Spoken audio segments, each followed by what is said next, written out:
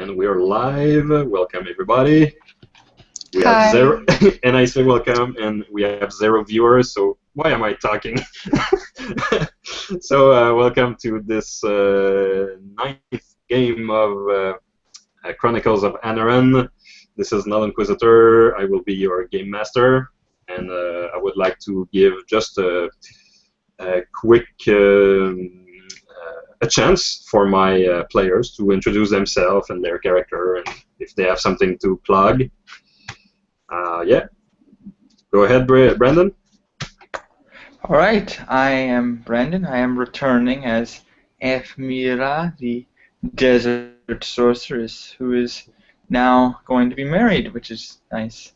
Besides that, I haven't been doing anything. Right now, I'm sort of just planning out my campaigns. I'm currently running World of Darkness and my own GURPS campaign, and that's about it. All right, Chepe. Hello, I'm Chepe. My channel's Trodden, also known as the Niche King and He Whose Game Shall Not Be Played. I am currently finishing up a Game of Thrones D&D style thing called The Fall of House Odenwald, which is on the channel, which will end this Sunday, and I'm starting a Numenera campaign that very day as well. So, out with the old, in with the new. I'm playing Izado, who is formed her own branch of her religion, which is called the Calming Wind. And she is a Sorban, a winged woman, and practically now an angel of undeath because she has a follower that she healed who was a zombie, effectively. I have no idea what's going to become of that, so that's interesting. Yeah, go check out his Odenwald video. I started to watch them, and I'm about at episode 2, finishing episode 2. So yeah, go check that out. If you want to skip through some of episode 2, I understand, because there was one of the players was late, so there was a lot of bringing. Oh, I saw bits of that one. Yeah. What was the name of the game? Odenwald. Odenwald. I'll send you the link. Thanks. David, maybe you want to. I will be returning as Laythan, the quote-unquote shady merchant. known by others as the shady merchant. He considers himself to be quite on the up and up, and on the straight and narrow. And I haven't been doing a whole lot of gaming recently, but I'm kind of working on a couple of things. I still am pushing really hard to start a supers campaign of some sort, which seems to be a very niche game for some reason. So I'm feeling Chepe's pain. But that's the main thing that I'm trying to push forward. So hopefully that'll be starting on my channel soon. All right, and last and not least, Virginie. The one for who all this stuff is late on the schedule. I'm Virginia. I'm playing Chennai, a Logar librarian who's quite fond of showing off her official paper. And she's on the run with 2 of those wonderful person, and we'll see if we can dig out some stuff today. All right. So we're gonna start this adventure by going back in time a full week. We will start in a desert at night, where the air is fresh and cold to the skin, and try to imagine a full tribe of Minari, of desert men. And imagine 100 of them singing and dancing wildly, like something very special is going on. And then imagine about 10 men who, one by one, approached a woman dressed in a particular fashion. And each of these men remove one object of clothing of this woman, while the other are going frenzy and dancing and chanting. And this woman is known as the Desert Witch. She is known as Eff'Meera al-Mekim. And now she is about to join hands with Mansu Hasbun of the Winning Star tribe. Once each of these men have removed every single article of clothes she had on herself, they motion her in a direction, and she must walk into the desert 100 steps naked under the star to join her future husband in a tent while the tribe contemplate her in her entirety, or as they call, in her purest form, and they celebrate like it was the best party of the year. So basically, Brandon, you're stripped naked in front of 100 men, and yes, it's the night, but there is bonfire everywhere, and everyone can see you. And you have to walk towards this tent where you have to meet your future husband, and together, of course, you will do the thing. But there is something you have to do too. All right. To join together, you have to choose a star together. Oh. Yes, you have to choose a star that will be your guiding star as a couple. Cool. Okay. I like that. Let me see. So, what do you do? Well, I'm not nervous Nothing or like stripping anything. a player naked and say, what do you do? You know, I'm not nervous or anything. I was just trying to check if I had any sort of knowledge of astrology, but I don't see anything here. So, I'm assuming that if I don't actually have astrological knowledge, I'd probably just end up picking something at random, or maybe, or because I don't sort of know if spirits might not know anything about stars. It's kind of out there, literally. It's very. Astronomy is the default for astronomy is IQ -6. You can roll that if you absolutely want to have a meaning and choose a meaningful star in the sky, or you can pick at random. And yeah, I even made a small random chart for choosing star. I think I'll roll it -6 then. Okay, try it. That'll be because I would want to try to pick something with a meaning, or at least take a guess. So let's see. That would be, I think, 7 or under. So let's see if I can do that.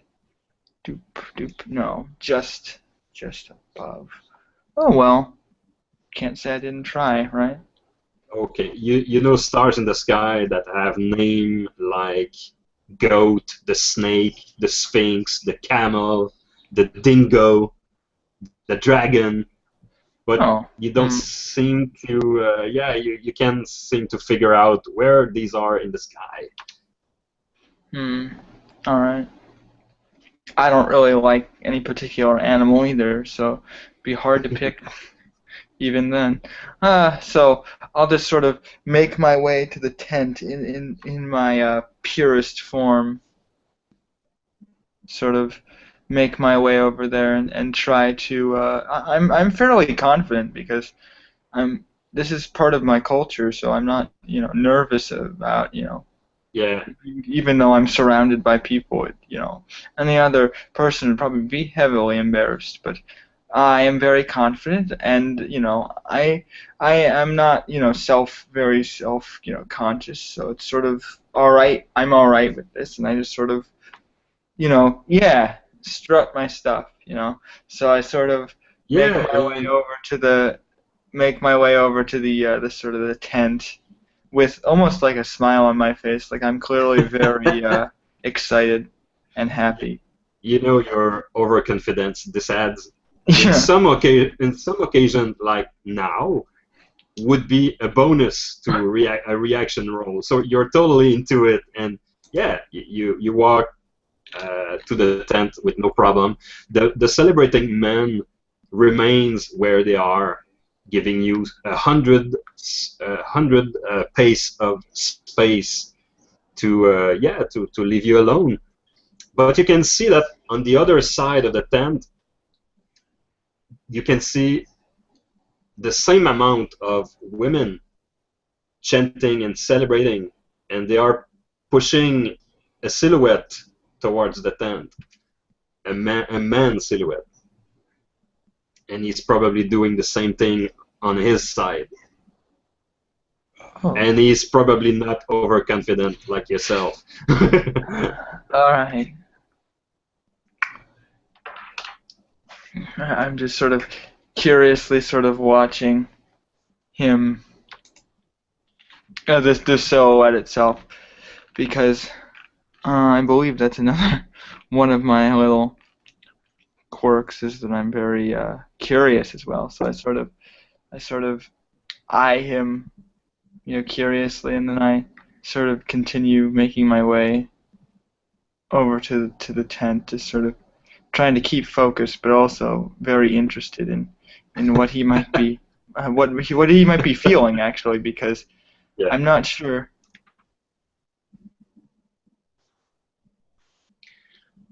Well, you both you're both entering the tent at some point, and you can see that a part of the roof have been just rolled over, so you can see the star. Oh, okay. Yeah. Mm-hmm. So you are completely in a private moment, you and him, and yeah, you basically do what's natural to you, and this part of the story is not really our business. But at some point, he asks you to, pointing to the stars, he asks you, should we choose one that is presented to ourselves? She just sort of nods quickly, without really saying. Mm-hmm. As you know, we are stargazer in our tribe, in my tribe, and this is very important. It sends a message to all the others. So what should this message should be? I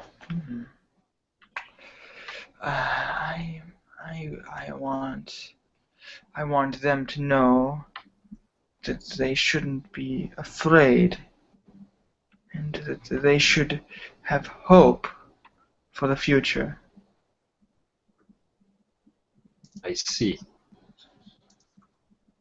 Then maybe we should choose a star that represents an ordinary creature, something that is reliable and that everyone use and like. Yes, that sounds nice. Your friend, the lizard man, was very fond of the camel. Oh, yes. Maybe it is a sign, and we should choose the star of the camel. Oh, you think? Oh, that is not a bad idea at all. I have met many very fine camels on my journeys, and they have always seemed to be around when in these times of danger to bring us to where we needed to be.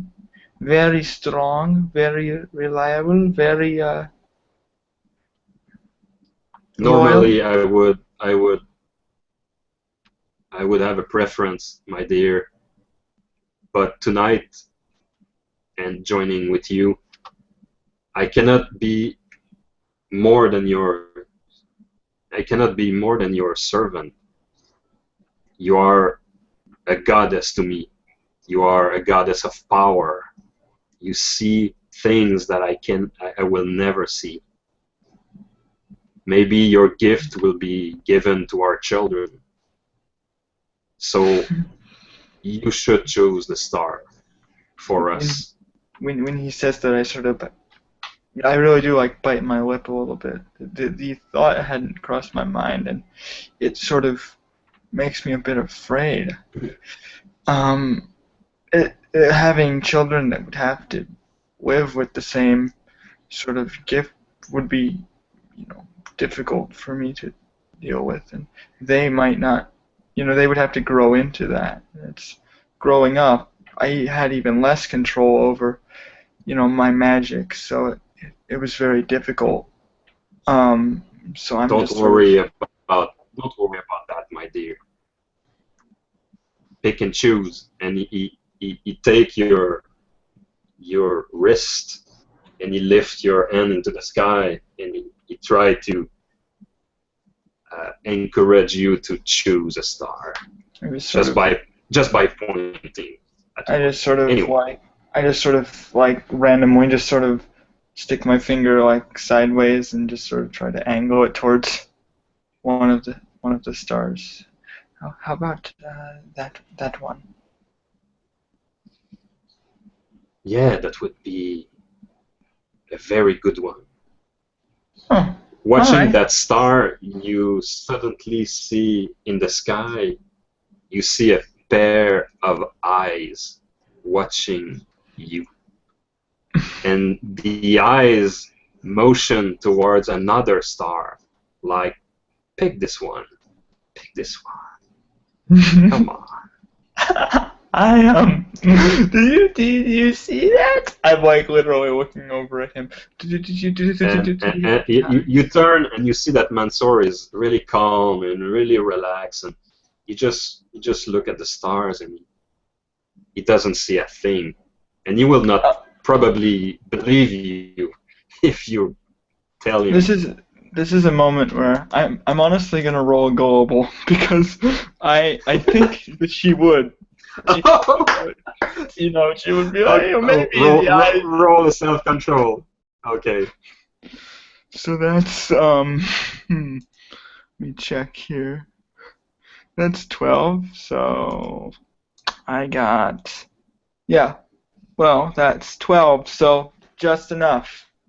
I sort of watch these eyes sort of quizzically, and I'm like, something makes me think I shouldn't trust random eyes that nobody else can see. So I just sort of ignore it for the moment, and I sort of keep my finger trained on the one that I had just sort of randomly chosen. Okay. So can you roll one die? Just random. All right. Yes. We'll use my little table here. 1. Oh, you have chosen the goat. There we go. And that's a comforting creature when you have just a goat in the desert. It's comforting. You have something. You don't have nothing. Goat. Okay. So for the Minari people, the goat is very important. It's food. It is milk. It is so many things. It is clothing. It is tools. Mm-hmm. So yeah, he smile at you and he embrace you. And during the night, the men and women outside join together to rejoice and party together. And at some point, they all see the fires everywhere in the village, the make-up temporary village. They all see the fire turn violet and green, and they all stop partying like something unnatural happened. And a certain time passes, and then the fire revert to normal, and people are stunned a little bit.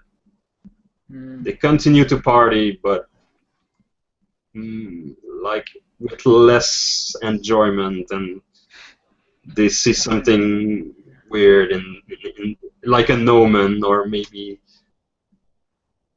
and someone whisper at some point, "She is indeed a witch of the desert.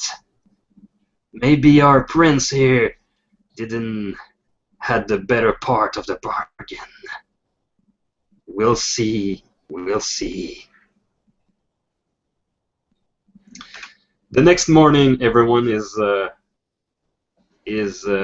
doing their businesses and chore, and everyone in the village is in fact dismounting or disassembling the tents because the tribe is moving today. And Mansour, your new half, Mm-hmm.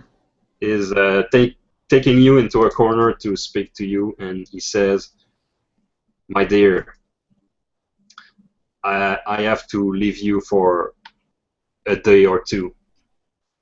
Is there something wrong? I must go with my men to secure the retreat of our tribe from the Grey Wanderers' army. We will. Is there a There is reason we can't go with some you? of our tribe. There is some of our tribe who are not aware of the decision what was made. So I must go to make presence and say that the decision made by our tribe is true, and this is a man's work. You cannot come." I look visibly sort of disappointed. I understand. If that is what it must be, then But I hear that Father have a task for you. oh, So good. he take your hands, he kiss you, and he say, "We will see each other soon. I promise." Yes, I will be waiting for you. So he's giving you the longest hug you ever had, and then he jump on his steed and lead his man Bye. into the desert. Bye. That's a gullible girl. Yeah. So So I make my way over to his father. your father-in-law Atem is Yes, my doing father-in-law now. he's doing his part to prepare his gear to ride today. And as you approach him, he smile and he give you a hug too. Hmm. "Ah, my daughter, you are the new pride jewel of our family. I'm so glad. I'm so glad you have joined me to Wow. this morning. I'm glad as well. I've seen my son have left. Yes, but he said you had something to tell me. Yes. Am I correct into thinking that you are not the kind of woman to stay aback and do nothing? And I sort of stamp my staff on the floor, and I'm just absolutely not. Your friend, the lizard man, and the giant, my God, he's so big, and that cat girl too. They went to help the tribe to remove our men from the Grey Wanderers' army. I kind of saw a sign of excitement in the face of your giant friend. Yes. He's a thirsty for blood, this one. Well, yes. Not exactly how I feel, but if he is a strong warrior, and that in this time when there are people who are fighting against our way of life, who want to destroy it, we need strong warriors to fight against them. I'm just very happy that we have changed side, and now he is on our side. Yes. So I would like to task you with something if you would like to stay active. Anything. I go with it. where the We wind are takes me. but half a day of traveling to Karali. I would like you to take these 3 loyal men, Rashed, Jaber, and Makonnen. I would like you to ride with these and go to Karali, and I would like you to send me a falcon about what's going on over there. I can do that, yes. And with these men, I surely will feel very safe. Yes. And I sort of you will, look them over. they will protect you and they will die for you if necessary. Consider these to Don't be want my that. gift to you. These are your men now. All right. Mm-hmm. They will follow you everywhere and they will obey you. Okay. Mm-hmm. So go to Okay. Karali and send me words about what's going on over there. Yes, How I the would army, let you how know. the army is going and preparing. Is it retreating? Is it going forward? I want to know everything. Everything you can tell me. I want to know myself, and believe me, I will tell you when I know. And if you have friends in Karali, maybe it's time to give them maybe a notice of what's going to happen soon. Yes, I still haven't found some of my friends. I came here looking for my friend Izado, and I still have not figured out where. Maybe someday I will find Izado and we will be able to speak again. Then it is settled. I wish you luck. And he kiss you on both cheek, and he let you go. Do you want to do something special before going on your quest? At the moment, I think I'm just going to try to gather up anything I might need, any sort of supplies, and make sure that these people who are with me are they're supplied and armed as well, and then we would leave as soon as possible. All right. So we'll cut to a moment I would like to call now in Karali. So in Karali, we left our heroes leaving the Overwatch in the middle of the night. So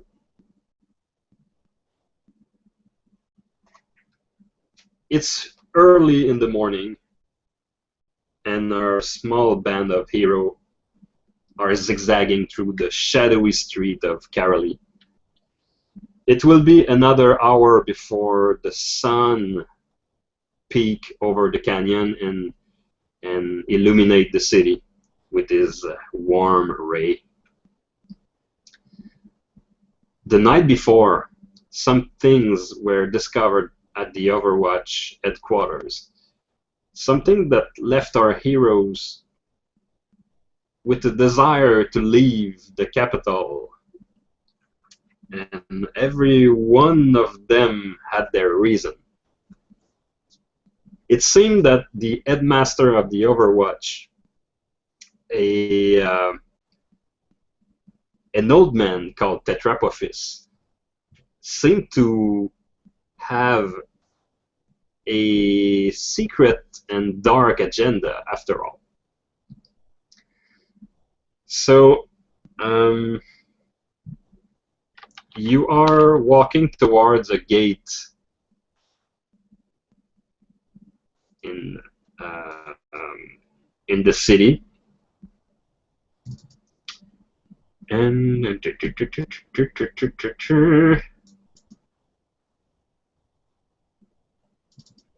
I'm gonna screen share a map to you to give you a bit of information.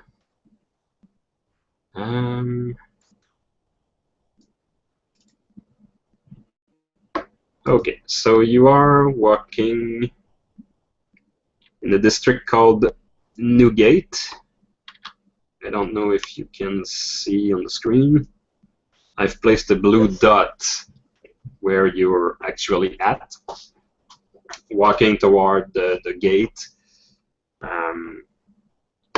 that is right in front of you.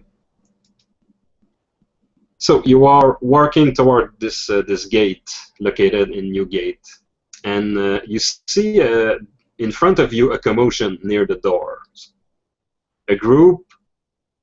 Groups of soldiers are regrouping near the doors, and they are preparing to shut them down, to close them.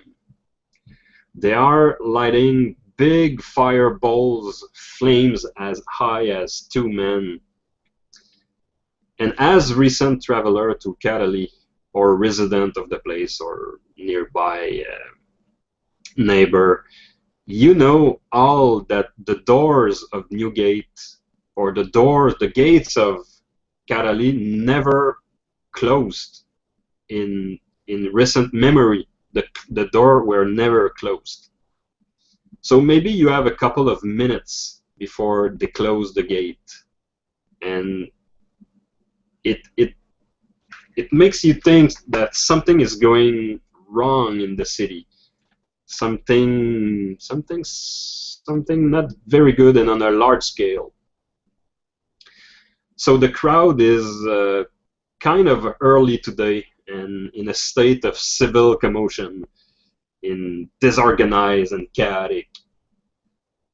Merchants are closing their shops. Mothers are taking their children out of the streets. Soldiers are pushing random passersby to make room for riders passing you by on horse and galloping towards the gate, and something is going on. So what do you do? Are we afoot? You probably are walking with your mount, by the rein, or I don't know how they call it, the mouthpiece and the rope. You're probably walking, and you did that to be the most inconspicuous, the most blending with the crowd. So yeah, you're on foot. So it's Chennai. Is there any people going through the door? There are people going through the door and out and in, and it's like chaotic. Maybe some of these people don't know what they are doing. Maybe we should just get on our mount and just go by as quickly as we can. Sounds good to me. I start taking flight. Oh wow, sounds better. Yeah.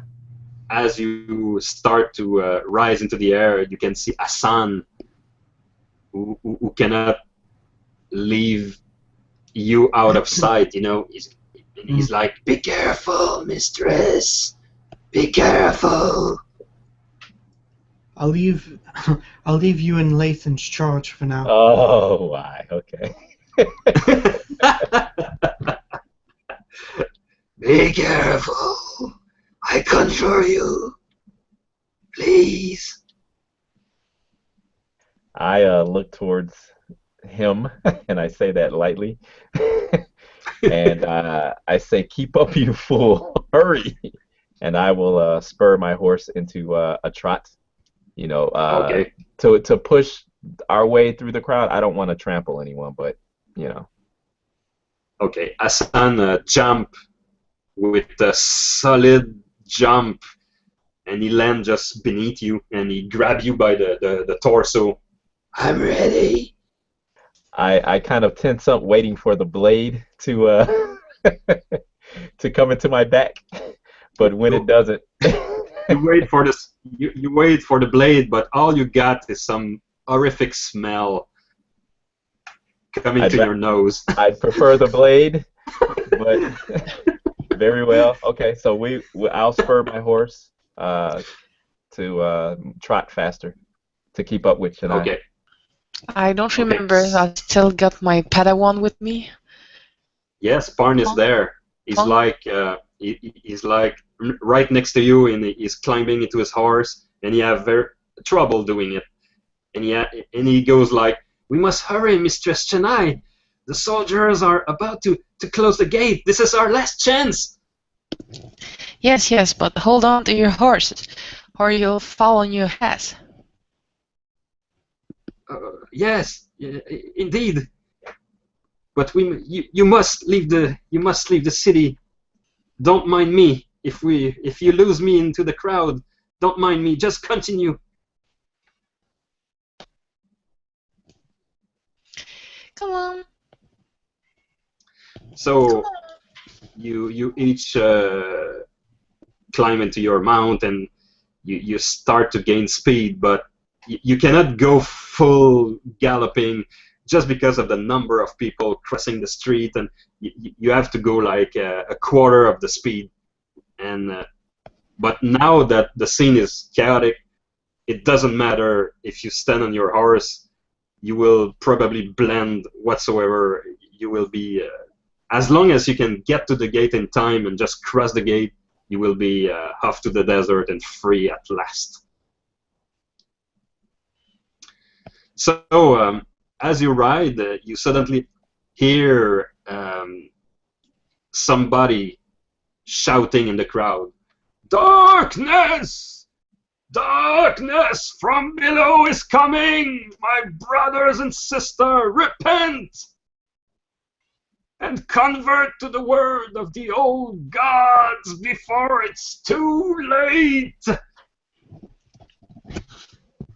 There's a man in rags and with long, dusty hair shouting, and he's standing on a giant pile of books, which some of these could be Logarian to your eyes, Chennai. It's such a bad timing. "The gods are not happy with this false queen on the stone throne. Repent!" I'm gonna need to pick him up from the books. If possible. Is it a stone man? Or is it a small dwarf? It sounds like it's a small dwarf.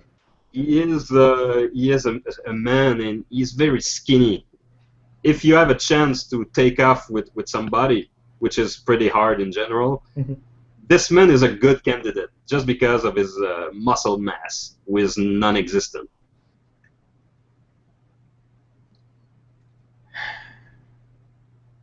What check do I have to make? Oh, you want to do this? That's awesome. You can roll me a dex roll to aim properly to grab him, and then we'll see with your strength. Okay, straight dex and straight strength. All right, Yeah. I'll do it on dice stream then, since I think that's what you wanted.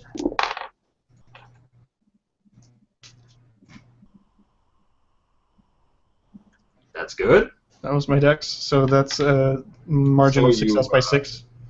You approach him in like with a curve, Mhm. and he totally doesn't see you coming. He's like he's entranced, like, "Oh, repent, repent!" And you arrive from his side, and you tackle him with your arm, and then you will roll strength.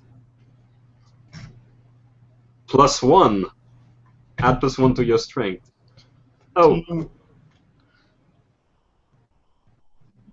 okay. So you grab him, and since you have a large wingspan, you just take him, and you're doing some distance with him, gliding, but not gaining altitude. You're staying at the same level as him, and if you don't drop him or gain altitude in the following turn, you will have to check for dexterity to not hit somebody, or maybe one of your wings could cross with something, maybe a building or a pole, or I'll try to drop him safely as I can, because I'm assuming I'm getting decently low to the ground, so hopefully he won't be hurt. Yeah, yeah. You're like 4 feet, Oh yeah, 4 feet off the so, ground, I, and I put you're him like down and try to ask gliding. him. I try to stick him in the middle of the crowd, so that way he's muffled. Don't need don't need the old gods infringing upon people's inner peace. Just learn the truth about the great prophet. I'm not the sandstone prophet. Not letting his word being trenched out by some dude on some books. Hater, you're a hater. That's good. She's become a little bit more confident over these past. Yeah. She don't have time to lose. Life is precious, eh? Mm-hmm. Not hurting All him. right. She's putting him in. There is a Logarian librarian among you, yeah? I am. Hello. Are you curious, aren't you?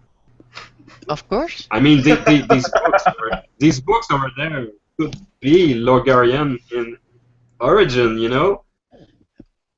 This could be a good occasion to bring back some special book, maybe. We don't have that time. I know. Well, you are a curious person, aren't you? I must make the roll. I know that it's important, but You must make the roll. roll.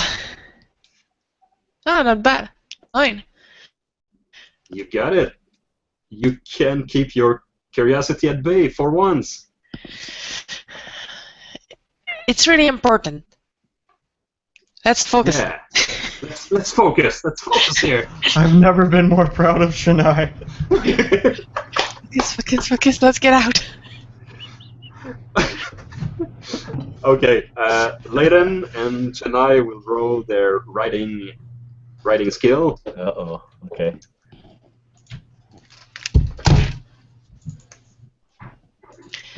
Riding. We're on horses, so it's better like that. Yes. Laythan seems to have it. Seems good. I think I'm 29. Unless you're riding your horse blinded. No. 12 on 19. That's not bad. 12 on 19. I think so. 9. That's what on my sheet. You would. Not look the latest. Oh, it's a 9. 9? Yeah, it's Dex -1 space and 9. Oh, so I am then. It's not Yeah. You have 1 point in it, and your Dex is 10.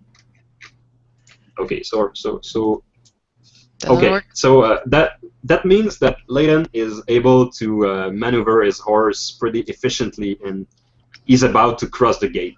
I mean, it was not like a challenge for him, but Do I notice Chennai's problem? yeah, but Probably because I'm now trying to get Fung along, so I'm halfway. so I say that, but it's just a possibility at this point, because you turn around, you have a look, and you see Chennai wrestling with her horse, and there's a cart in front of her that appeared from an alley, and now there is a merchant shouting after her, and her apprentice is trying to calm the merchant, and Chennai is turning around with her horse, and there's a confusion. But you're next to the gate. You can cross it if you want. Well, it's important that all of us get out of here. So even though I'm impulsive, I don't think that, I'm not so selfish where I would leave my. And the big my doors friend. start to move.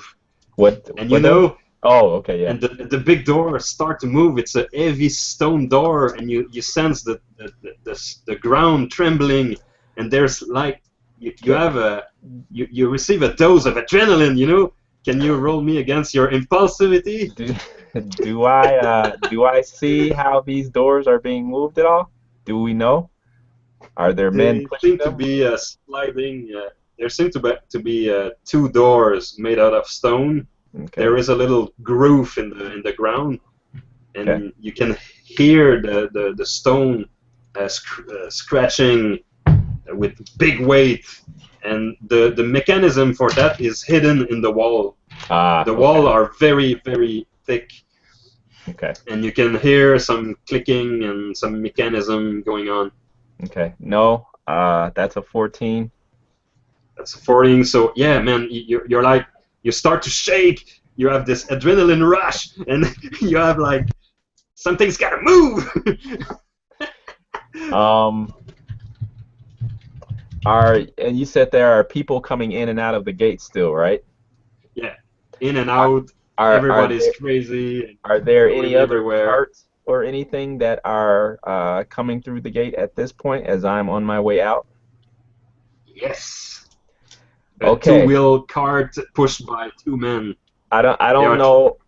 I don't know if it will matter or not, but out of desperation, can I just possibly, in my rush to in my excitement to exit, can I maybe topple one of the carts and hope that this may slow the gate down, possibly? Slow the gate down? Yeah, you could do that. I'll try. Out of desperation. You could do that. Okay. Would it be a horsemanship maneuver, or roll me a do I have any? I think it would be more like an animal handling task. You ask your horse to maybe kick the car or okay. or optionally you could jump off your horse and try to, I don't know, tip the cart by hand or. I'll try that, because I don't know how uncivilized these gatekeepers are, and whether or not they are willing to crush innocent people, while closing the gates. But I will assume that they wouldn't do that, because they couldn't be that uncivilized. So I'll jump off of my horse and make a commotion right there to jam the gate up with people and carts and everything, to stop the flow of traffic. That's what I'll try to do. Okay. Some kind of being impulsive. You do it in such a quick and adrenalized manner that your horse continue on the other side of the gate, and you see him like boom, going like. Does what's the guy's name who was on the back? I forget. I'm sorry. Hassan. Does he stay up on the horse's back and go through? You jump off the horse and he's doing the same. Okay. Okay. But roll me dex. Okay. 12 out of 12. That's good. You land on your feet. You do maybe 2-step to balance yourself. Mm-hmm. As you notice, Hassan fall on his face. What? Like a bag of potato, like poof, in a puff of sand. Okay. All right, so I'll do that. I'll start pulling and pushing people and making a nuisance out of myself in order to stop the flow of traffic.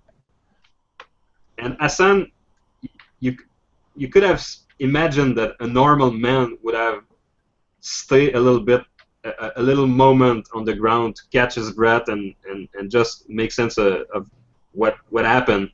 But Hassan, after his fall, he just rise to his feet like it was nothing, and he come to your side and said, "What are you doing?"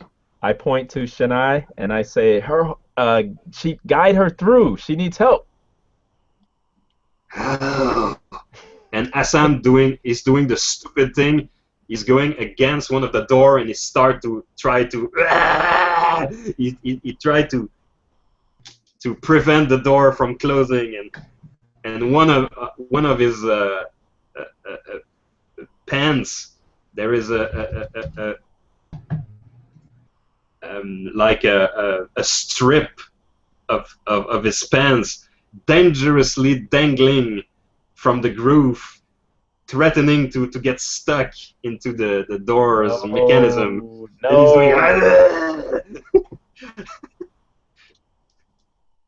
This does not bode well, my friends. Like this guy doesn't fear death or something, or is not conscious about things.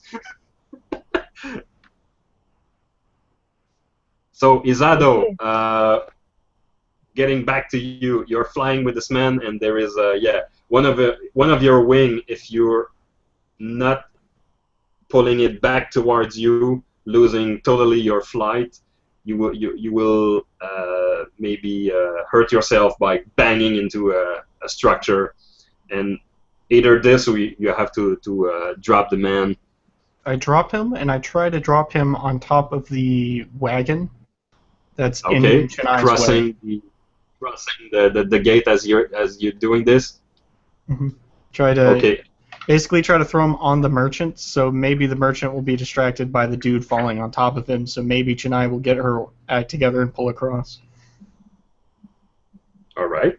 You're going to give me a... I have no idea a dex roll. The cart is pretty big, so aiming a cart with dropping an old man on top of it is pretty easy. But you will have to flex your wings and to make sure that you don't hit yourself flying through the gate. So I'm gonna give you a +1 for the size of the wagon, but I'm gonna give you a minus. Yeah, I'm gonna retire this bonus just because of the wing flexing motion you will have to do. So give me a dex roll. I failed. You failed. Okay. No. Okay. You dropped totally him. You totally maneuver outside the gate, like no problem. But you give a small look behind you, and you can see the old man not landing on the cart, but on the corner of the cart and going like poof, poof, falling, just where the groove is, where the door will close later on. Alright, I yell out to Khan, or to, I'm used to calling him Kron now. I yell out to him, pull the cart out of the way! Okay, so you flew and you gained some altitude because of a sudden change in the air pressure, gaining maybe 2 yards in altitude doing this. You shout your words, and Hassan is not paying attention or not hearing it. He's like still pushing the door, and you can see the dangling strip of his pants, like nearly like licking the lower portion of the door, threatening to get stuck into it. Meanwhile, on the outside of the door, on the outside in the desert near the door, we see Eff'Meera and three cavalier. And Eff'Meera, you can see a winged woman in the air, and suddenly you recognize the flying style of that woman. Oh, it must be! I'm screaming and staring up at the air. Do I need to roll if I see her? You're a ball of joy. I almost believe that it's a mirage for a second, but I like shake my head. No, it must be. Are you recognizing this person? I think so. Yeah, I would recognize, because I only know one, winged person. So. So Makonnen is giving you like the nod, like, okay. Maybe we should motion to her. Maybe. So So your guys start to wave towards Izado to attract her attention, like, hey, hey! Turn on my light. Can I roll to see if I make out Eff'Meera right there? Because my sight's like really good because I'm a bird. You spot the quatuor immediately as you turn towards the gate to have a better view, and you can see these waving at you, like, and you see like you see like Eff'Meera just there. Okay. Eff'Meera! I dive down like a falcon going after prey, right? Yeah. And my wingspan fans out, lifting dust back as a drop. I fall down almost onto one knee, right? My eyes are drenched and like watery. My hair is unkept. My feathers are ruffled, quite literally. And I go to Eff'Meera very desperately. Stop the gates! Stop the what? I'm looking like straight ahead, and I'm trying to see what Izado is talking about. Well, you can see this giant gate with two stone doors that are slowly brought back together, closing the city. Okay.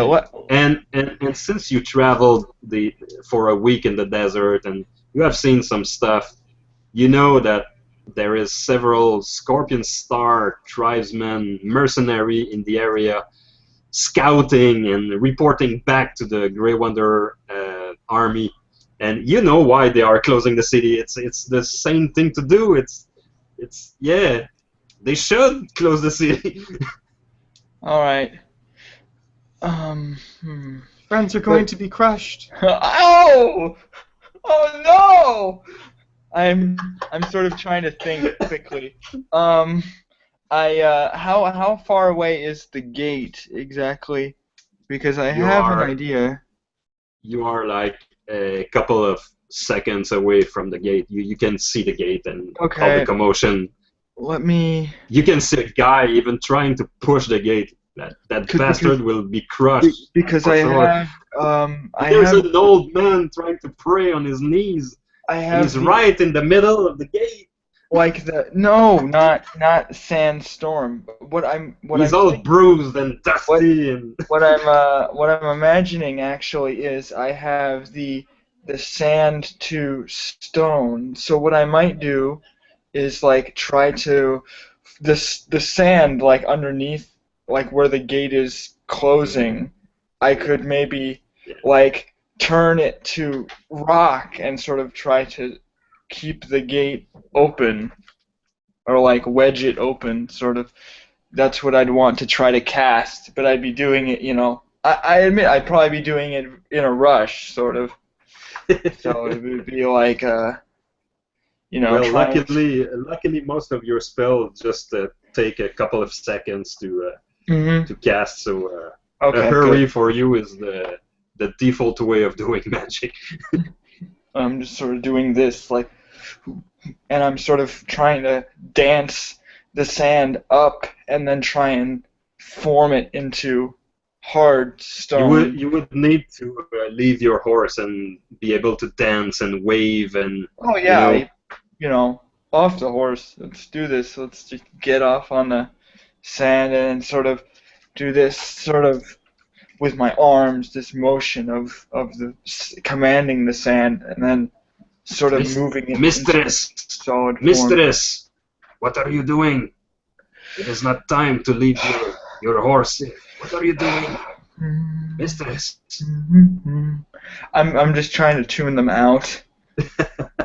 Because if Izado says I need to close the gate, I'm going to try to force this gate closed. I mean, if people are going to get hurt, I want to save them. Open, you mean? Okay, the gates are fairly huge in size.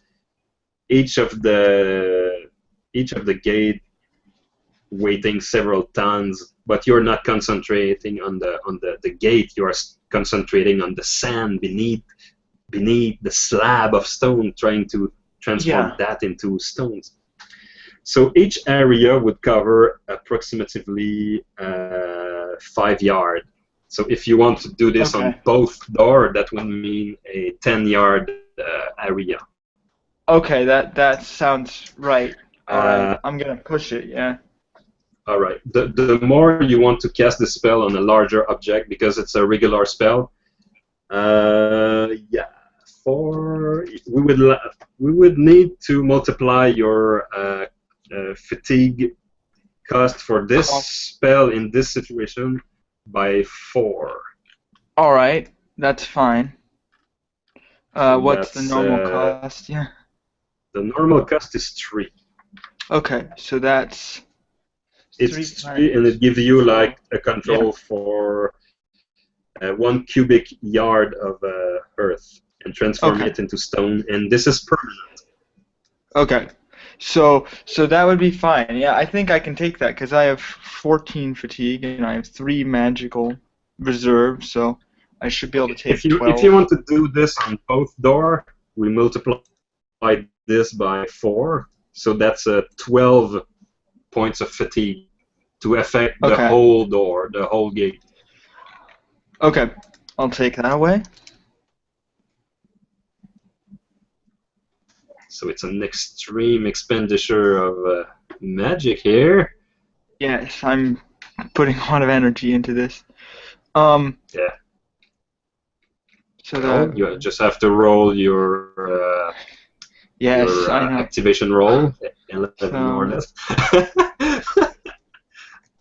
I don't want to be a jerk, but I want to remind you. No, I'm aware. Let's just see if I get lucky then. Okay, where's my die? Okay, 1, 2, 3.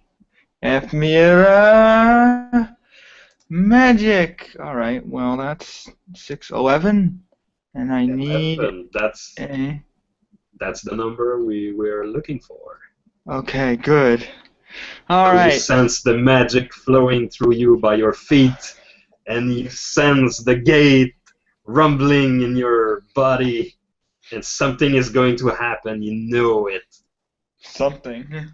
You will now roll your spell. All right, my spell for the earth to stone is 13. So let's hope for 13 or less. Oh, that hurts. Are those 6s? Yes. Are those 6s? I think that's actually a 17. It's a critical failure! Yes, it is a critical failure. I just realized it is a critical failure. Alright. First, we have to roll on the critical failure for spell. Give me 3d6. All right. Why are you smiling so much? That's the first table. You have another one to roll onto. All right. For the first table, I have an 8. An 8. Okay. The spell fails entirely, and you take 1 point of injury. So you lose 1 hit point. Okay. Like something in you broke, and like something hurt. And the spell fail, of course. And then you will roll 3d6 on the wild magic effect table, since you pushed it. Oh, okay. Hey, it still may work. You may still get something out of this. That's 10. That's a 10. Okay. Alright. The caster's mind takes another step towards madness. Oh, wow. Oh. Okay, we have to spend 3 points in the SADs you have, a mental SAD you have. Alright. Or you slowly gain another one. So I'm proposing that we place these 3 points into either your phobia or your nightmare. Well, I put 3 points. I took 3 points from my phobia. So if I put 3 points back in, I guess it'll just cancel that out. That's fine with me. I'll do that. Okay.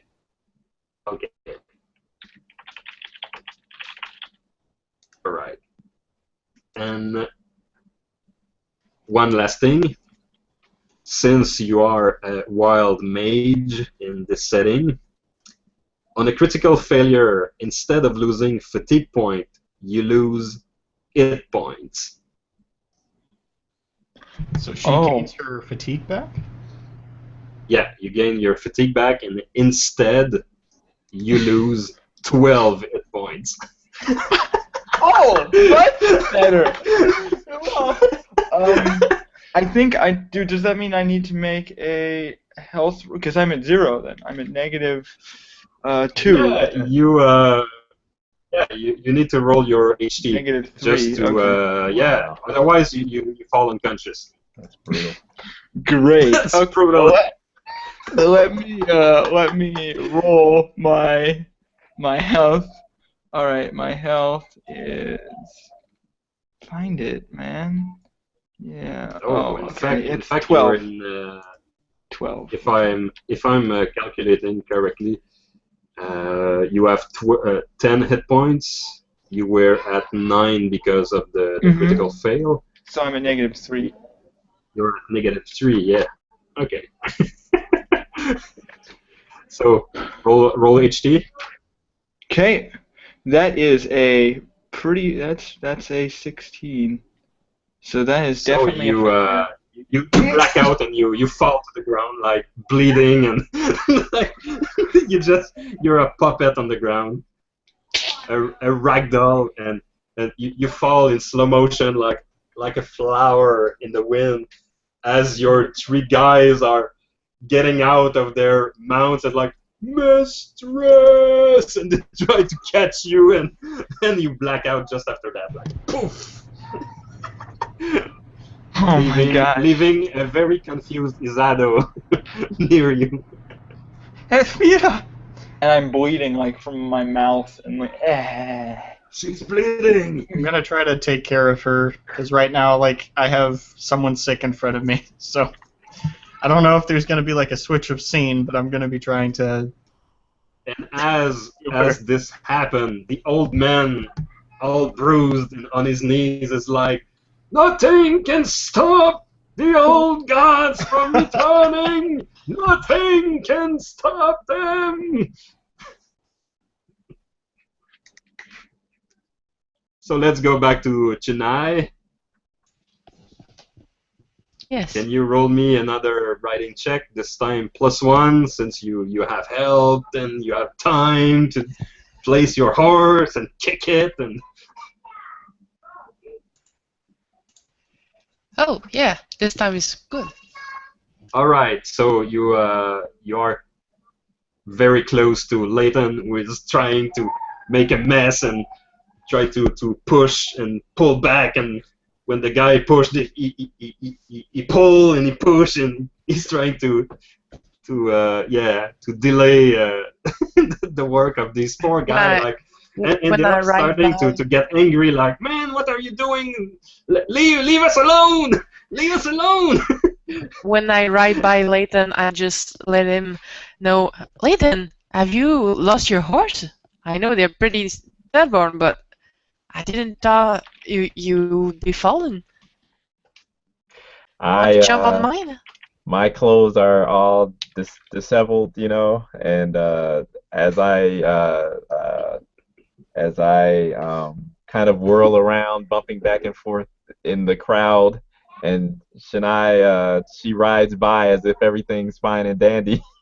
I stop and look at her. Then I throw my hands up and try to pull Asan with me through the rapidly closing gates if possible. Okay. Come on. Okay, you take him, and he's looking at you like, "Are we done here?" Yes, my friend, we're done. You've done enough.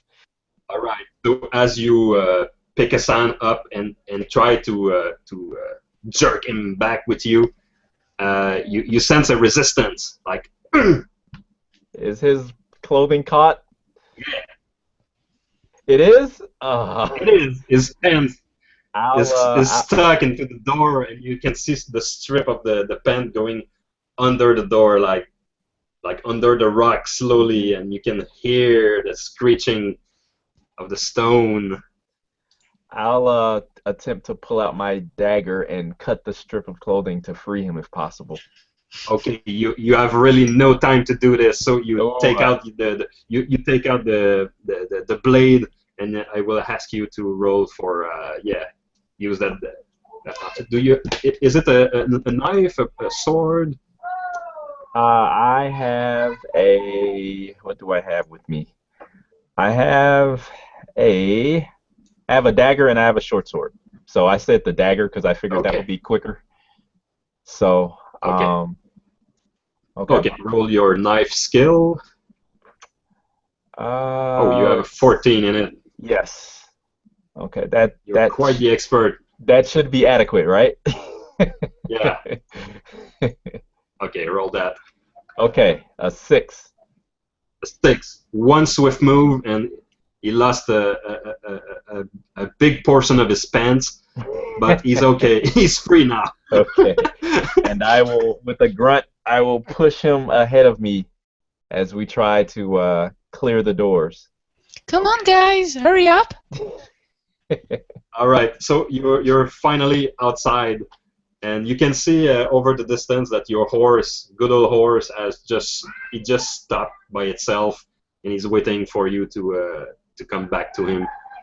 You can see Izado on the ground crying, I think, and there is a face you haven't seen for a long time on the ground with blood on her mouth, and three Minari trying to resuscitate her or care for her.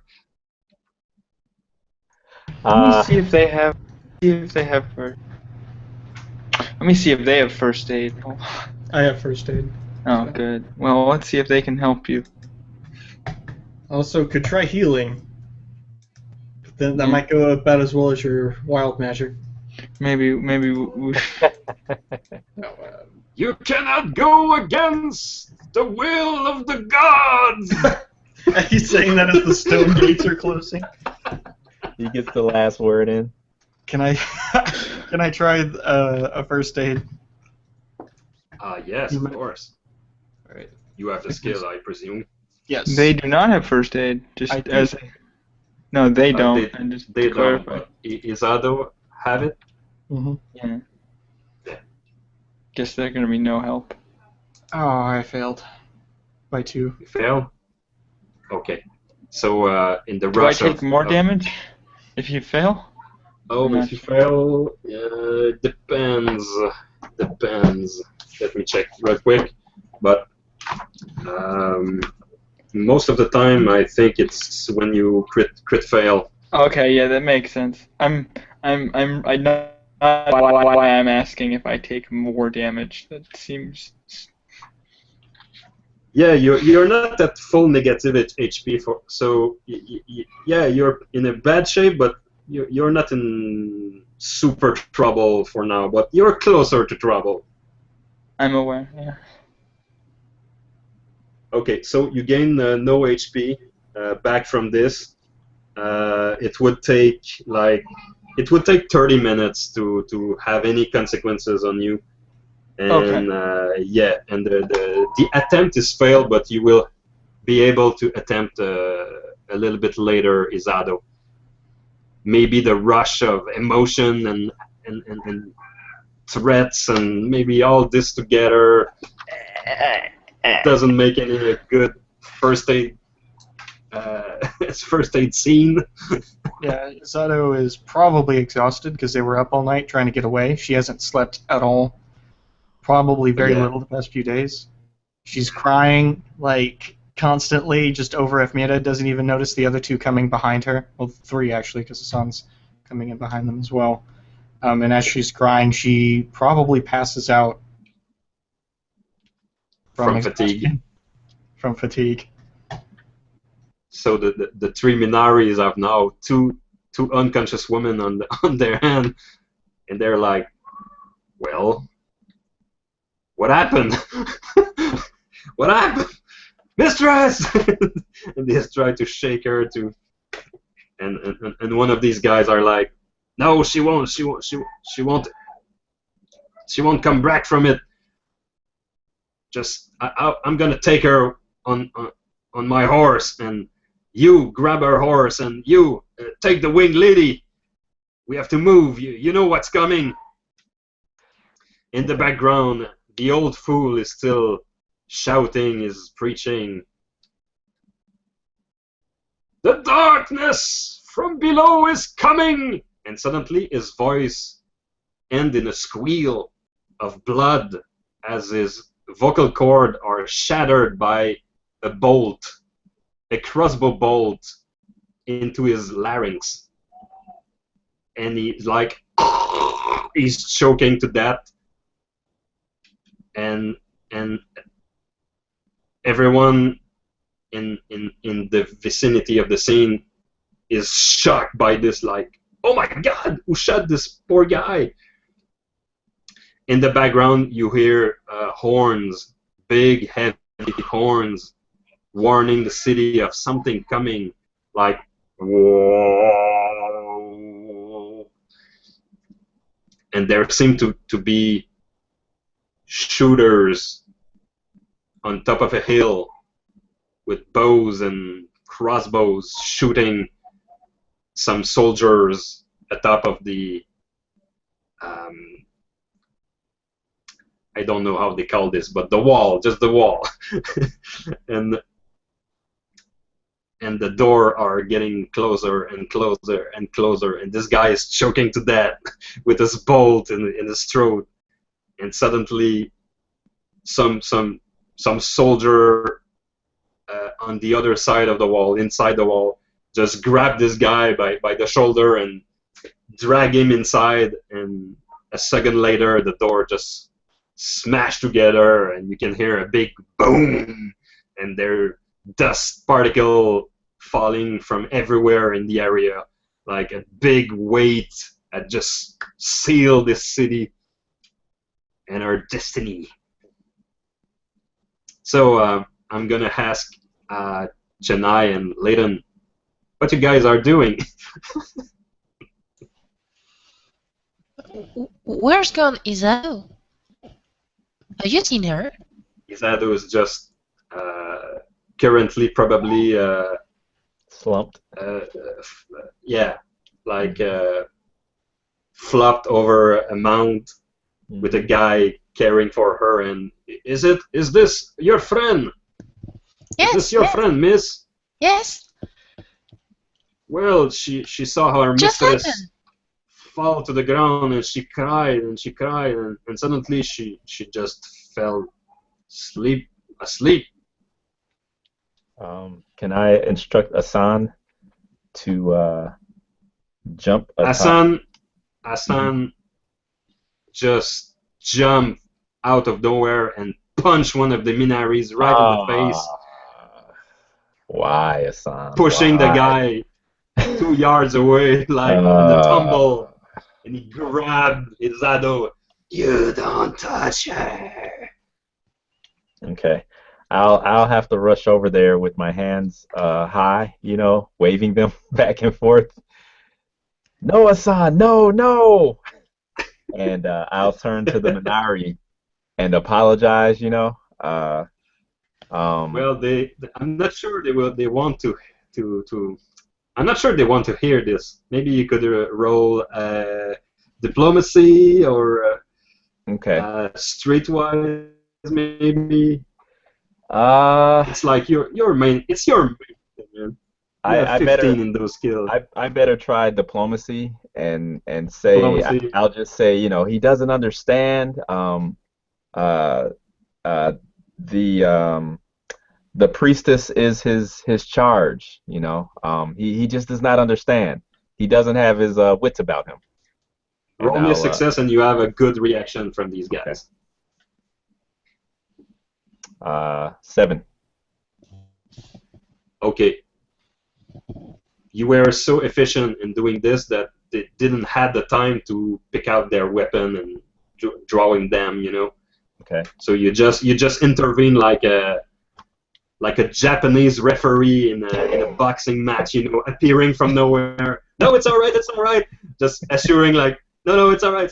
And these guys like understand, like, okay, like he's a challenge person, like he's slow, and okay, all right. And I'll plead with Hassan. I'll walk slowly over to him, and I'll say, Hassan had taken Izado in his arm, and Mhm. he's looking at these guys. And Hassan, they will help us. Please I might don't. have a look at her. If Hassan wants. they were trying to kidnap my mistress. I will not allow it. And he says that, and he walks toward you, and he turned with this, and you can see that he have a bolt into his back, a crossbow bolt into his back, and he's walking toward Chennai. Can you help, mistress? I can have a look. She's probably Please, exhausted. please. I I've don't want her to die. I've got the first aid, the 13. She is light of my life. I'll do what I can. Please. I don't know what Izado did to Hassan, but boy.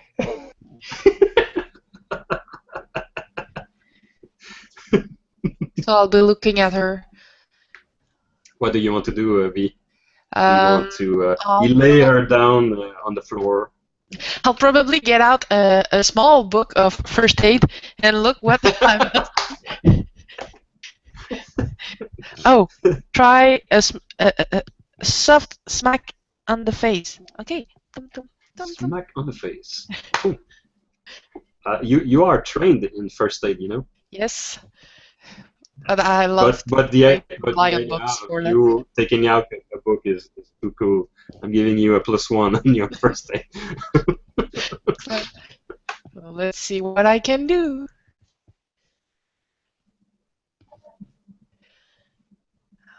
Yes. Okay. 12 on Her vital signs seems to be okay. It seems to be just fatigue. So if you wake her, maybe it will go against, her rest. But you could splash some water in her face, maybe, to have a chance to, because she had blacked out from fatigue. She's She might very need some water. tired. Mm-hmm. No, not that one. That's wine. Use the water. The other one. Oh, wine. Okay, thanks. So I splash her a bit. Okay. Izado. It's entirely up to Chepe if you want to roll any will test to see if he's capable of. Otherwise, it's fine to be just like asleep. I'm okay to roll to see if I wake up. Okay. I have no idea. It's under my will? Yeah. Okay. Gotcha. So if it's I succeed, then I wake up, or is it I succeed and I don't wake up? If you succeed, you can wake up. Yeah. I succeed on this one. So water pours over my face, and all I see are pages of books that's being turned over and over again. See, like I think Chennai wears glasses, right? It's Yeah. okay. Yeah, there's reflection like peering off from the sun because it's just coming up off the distance, right, of Karahali, and that sun is reflecting off her glasses into my eyes at the same time, which are also like sparkling in the water that's now dripped on my face. Like, It's not a time to sleep. I think we must get cover before you get some rest. how's the sun? Mistress, He's here. are you well? Yes, I'm fine. Protect Eff'Meera. I lost a part of my pants. I didn't want to know that. Talk to Laythan about it.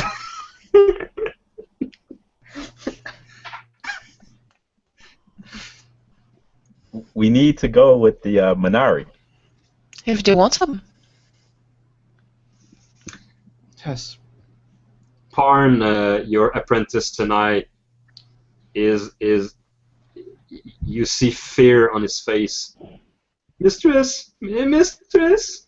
What's wrong?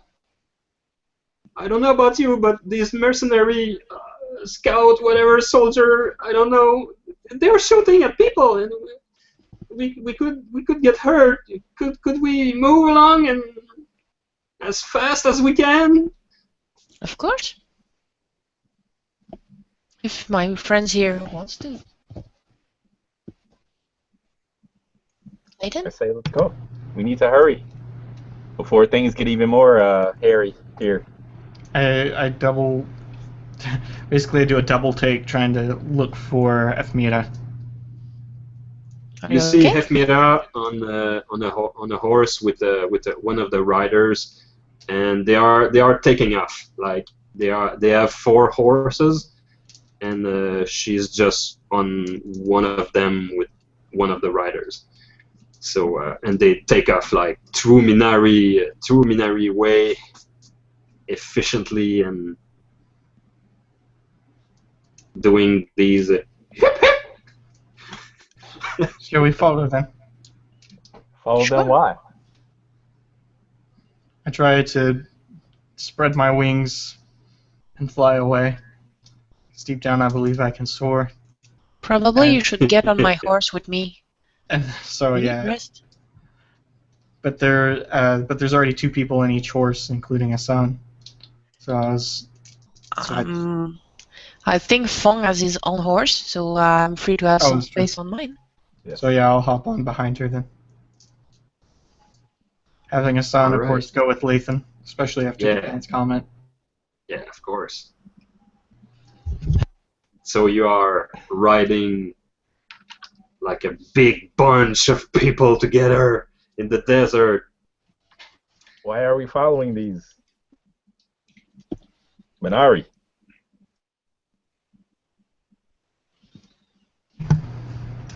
I I shout don't out. know. I don't know. You should ask Miss Izado. She seems to know them. There's no one who knows the desert better than Eff'Meera. Ah, okay. I think I've had Eff'Meera's acquaintance maybe once. Mhm. Okay. She was at my temple. Yes, That's yes. correct. I Okay. remember. Okay. You remember everything, don't you, Chennai? Oh, mostly. She likes green fire. Is there anything that I would know regarding the Minari? Are they generally will there be an issue for us following them? Do I know?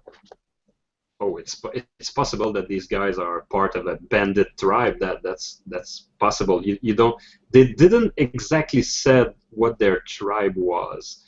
There is some tribes who are more pacific and more aggressive, like the Scorpion Star tribe, for Yes. example.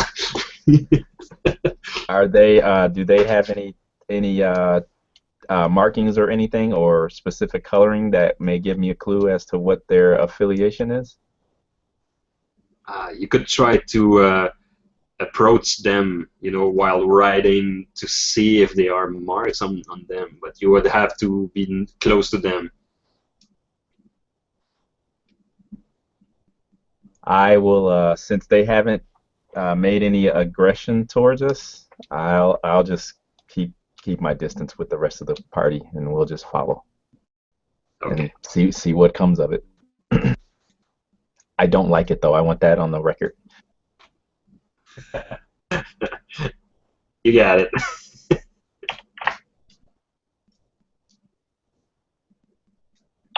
So you ride as a pretty bunch for maybe 15 minutes, and then Izado, with her sharp eyes, notice something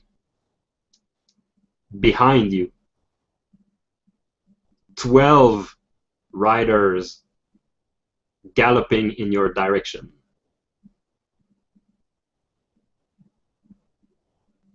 And they are like going at it. We might want to pick up the speed.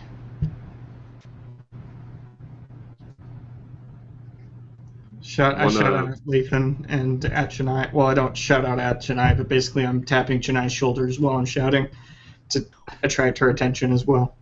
Hmm? We might need to pick up the speed. What's up? We're being chased. I knew this was a bad idea. I knew it. And Parn goes like, "Oh my god! Oh my god! Oh my god! No! No! No! I don't want to die like this! I don't want to die like this! Calm down. Okay.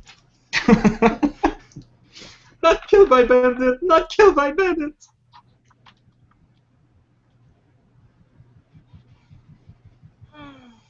Are they gaining quickly on us, or does it seem as though we may be able to keep our distance?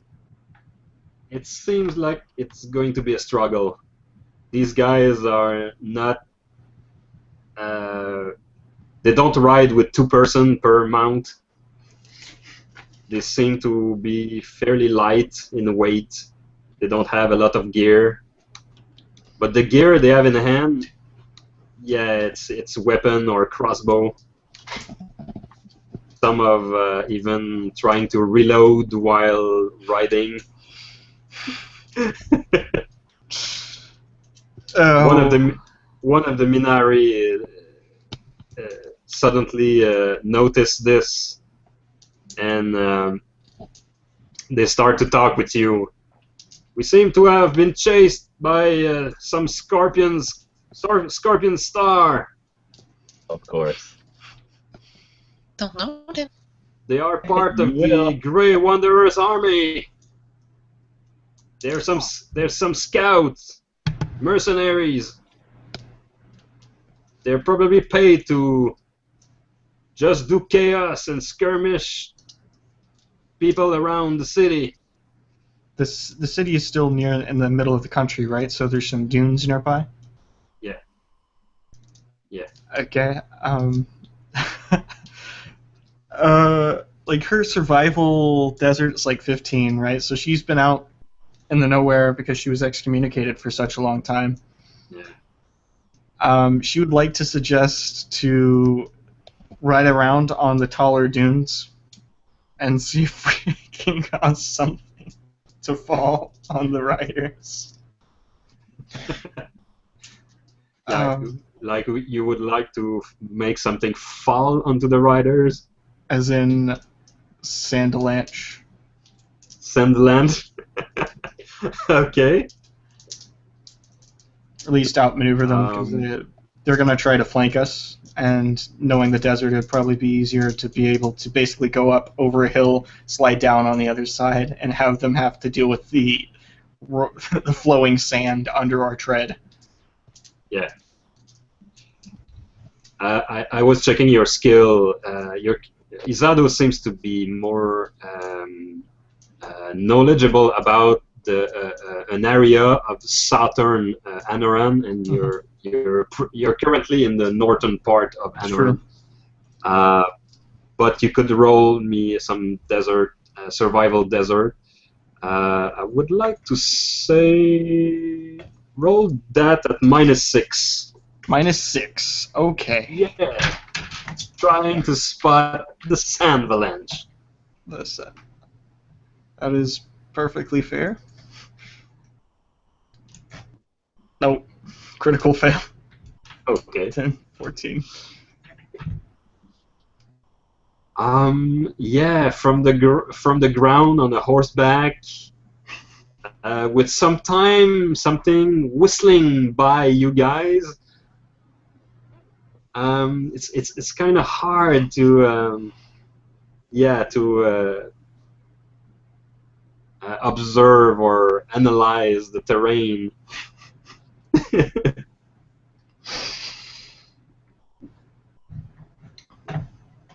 So what do you do? Ride harder. Ride harder. Try to stick Okay. with them. One of the And Minari suggests something. He says, "We know We know these parts. We could lose them, but we would have to maybe trick them into a harsher terrain. I say we go on the left and aim for these rocky hills. They are treacherous to ride, especially with horses. But that could give us an advantage.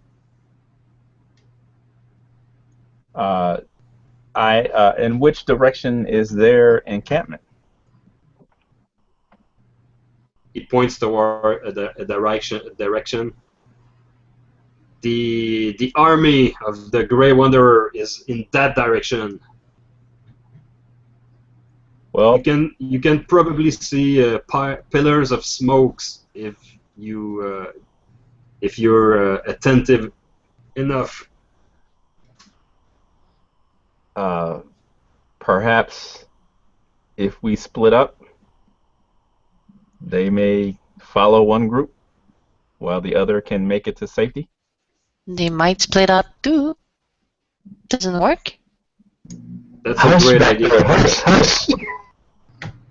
That's a great idea. Split up. Be careful. And don't ride with power. Ride with smart. Look where you ride. But would it be safer to keep Eff'Meera with us as we go towards the encampment?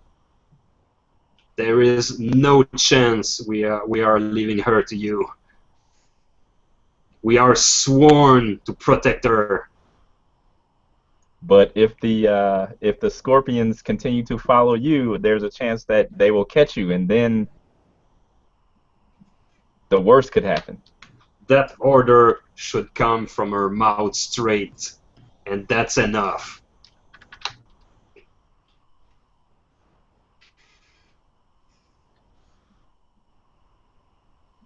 I'm going to try to use. I'm trying to. Wow, what am I going to try to do? I guess it would still be my diplomacy because I'll say. I know quickly because we don't have all day to talk about this. I'll try one more thing. I'll say I would really hate to see what would happen to such a beautiful creature if those scorpions were to get a hold of her. And I would also hate to know what would happen to any of you if anything happened to her. Think about it. You make a strong argument here. So instead of -5, I'm gonna lower this to -4. Roll me diplomacy at -4. These guys are sworn. They have a sense of duty, you know. You know. 6. 6 looks pretty good. Do you make it at -4? Yeah. Okay. So my modified score was an 11. So. I just saw that post.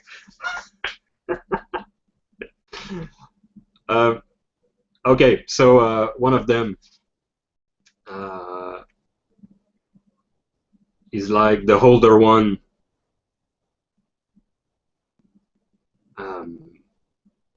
I mean, I promise, with my honor, that we will reach your encampment and deliver her safely and with honor. Say the merchant have something here. If we make a diversion, we could give her a chance. They seems to know her. They will care for her. I yelled to the holder, "You can come with us as protection." I say we give them the occasion. We go to the right, and they will go to the left into the hard terrain, and we will try to attract them. But we will have to fight.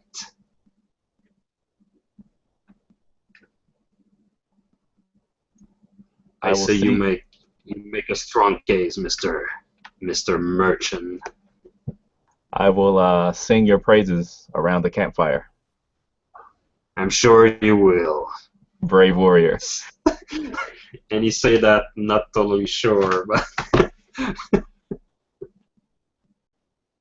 Okay, so we'll transfer Eff'Meera's unconscious form onto the other horse, yeah, and then and you must do this while riding because there is no second to spare. okay. So so who will do it? Yeah, I yell. Who's got room? Can I yell out to the holder, the person who's holding Yes, Eff'Meera? yes. Ride with us. The others can make a distraction. You can guide us back to their encampment. We need direction. Okay, Okay. okay. So he nod, and the other two are nodding back. So this guy just joined your group with his horse. Yeah, Laythan set the foundation, set a new deal. So it was just a question of would you like to join us, and that was okay. All right.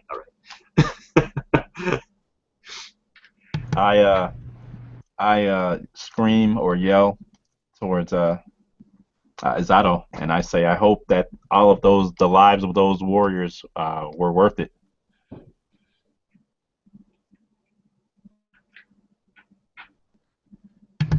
There's a reason why they were sworn to protect her.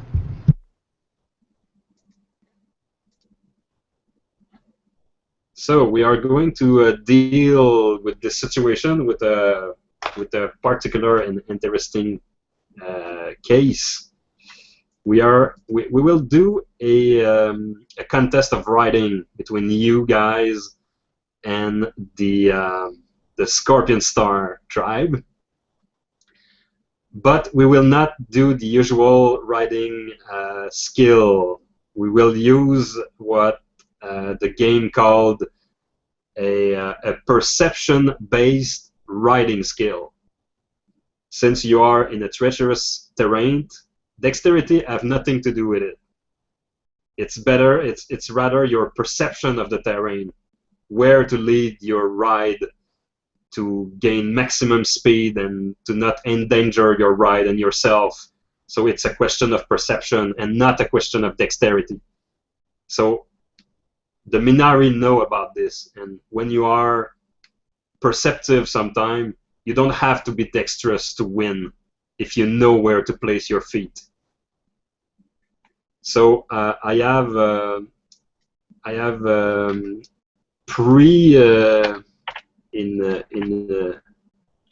in anticipation of this, I have pre-calculated your skill, your writing skill, but taking perception as the basic stat and not your dexterity. So Eff'Meera is unconscious, so we don't use that. Izado can fly at any moment, so we don't need her skill either. So that leaves us with Chennai and Laythan. Chennai, that gives you a skill of 10 instead of 9. So it's an improvement. Yes. And Laythan, a perception-based writing for Laythan is 13. I don't know if it's better than your usual skill. It's a point better. Yeah. A point better, so we'll take it. So the Scorpion Stars mercenaries are pretty okay riders, but they are also rash and rash and not exactly patient. So their skill is dropped by this challenge. So they have a skill of 9, and I'm gonna roll in the open their skill. So everyone involved in some writing, Chennai and Laythan, roll your skill, and I'm rolling mine in the open.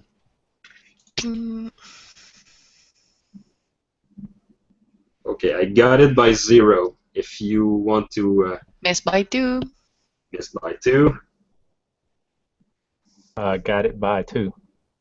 got it by 2. Okay. So as a whole group, Maybe Brandon could roll for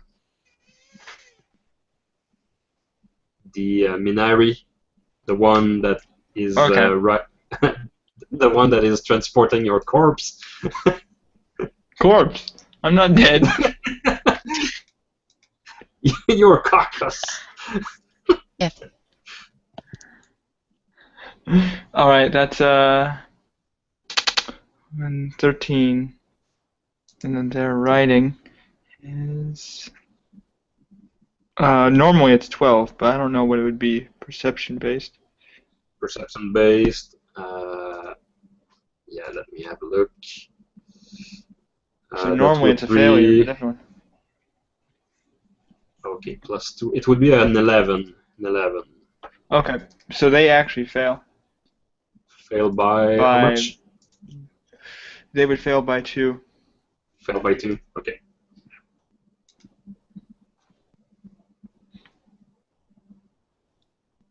So the total of the contest is the following. If you want to stay as a unit, if you want to stay close together, the worst result is taking into account, of course, unless you want to leave the slowest element behind.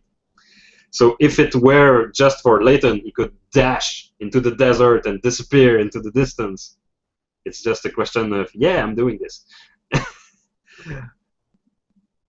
So the group of Scorpion Stars split into 2 groups at some point because some of them were distracted and honor-bound to do something about those guys showing their naked asses to their face in dishonor. So some of them took umbrage to this gesture, this impolite gesture, leaving you with just 6 guys on your tails. And since we are in a contest of riding, several minutes went by and the other guys just disappeared into another hills or valley, leaving you with these 6 guys gaining terrain and getting nearer and nearer and nearer to a point where some of them try to shoot their crossbow at you. So let's say it's a very difficult shot. You know, they are on horseback. You are at a distance of maybe 30 yards, so it's a pretty impossible shot. And we're moving. And you're moving, so at least 2 of these guys will try to snipe you. First one is 8, and it's not enough. And let's roll for another one. And it's not enough too. So at least 2 good shots pass you by, whistling into the air.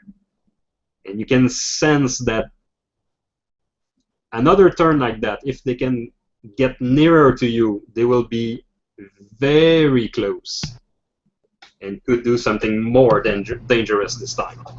So are we getting close to the hills, like the cliffs at this point? Are we going... You took the left direction as indicated by the Minari. So you are in a rocky situation. There is rocks everywhere, and you are doing a snake-like pattern. It's not a straight line. You have to direct your mounts in the right direction and take the terrain into account. Before making any other another round of contest of riding, would you like to do something? I try to I verbally urge the rest of the lagging party onward, wondering, why they seem to be almost bringing their horses to a stop. It seems and just yell back over my shoulder, come on, they're gaining, as I duck as a crossbow bolt whistles over my head. So I'll stay with the group though. Okay. So oh, go ahead. So I'm taking your the 2 points by you won the challenge, and I'm dropping it to -2 like everybody else. And if that doesn't say much about your ethic, people take note. Laythan is a good man. Mm-hmm. I would like to. Izado's tactical mind is basically going in. It's the same as the chess-like game and the encampment when they first went to the Hills of the Immortals. It's the same as the greater chess that she had to figure out with dealing with the scorpions and the kidnapping of Laythan's sister. This in her mind, she pulls out her bow, she takes aim, and what I'm hoping she does is take aim at the horse of this rider as soon as we go into a close bend, because if the horse falls, it'll be even better if the man falls, because the horse will topple over and create a blockade for the others, buying us time. Okay.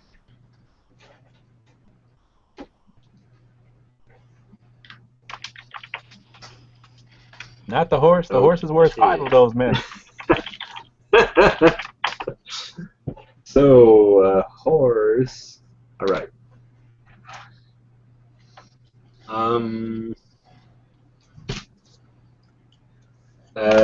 Could you tell me if what is the accuracy modifier for your bow? If you have it, that would be helpful. I do. Just a second. Accuracy is 1. That's the modifier. Accuracy is 1. Mm-hmm. Okay. The short bow.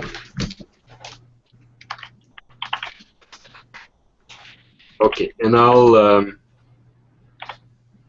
will assume that you will aim for the longest time you can.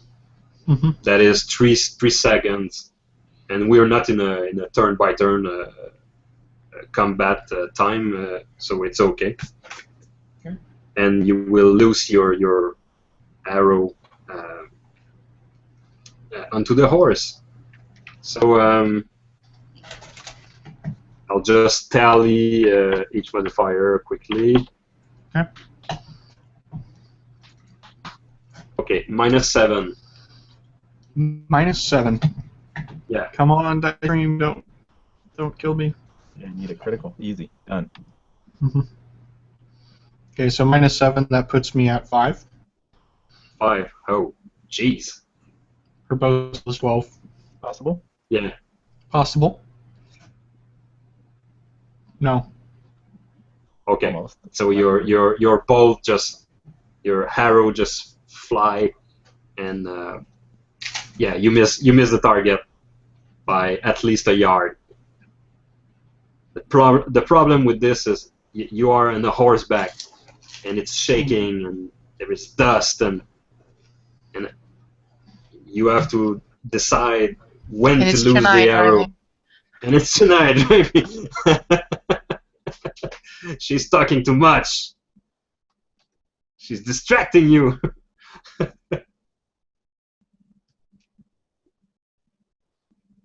Yeah, to think of it, I think you are more of a aerial archer, if that makes any sense, if I remember correctly. You're more of a aerial person when it's time to fight or shoot. And it shows. That damn horse, it's so not elegant. When you fly, everything is in curve and or straight line. Now you're on this bobbing creature, like you're on a bubbly ride. Did Chennai wanted to do something before we're doing another round of contest of riding? Izado, maybe you'll be better up in the air. I don't want to tire you up more, but maybe that would be doing some good. Allez, le cheval, plus vite, avance!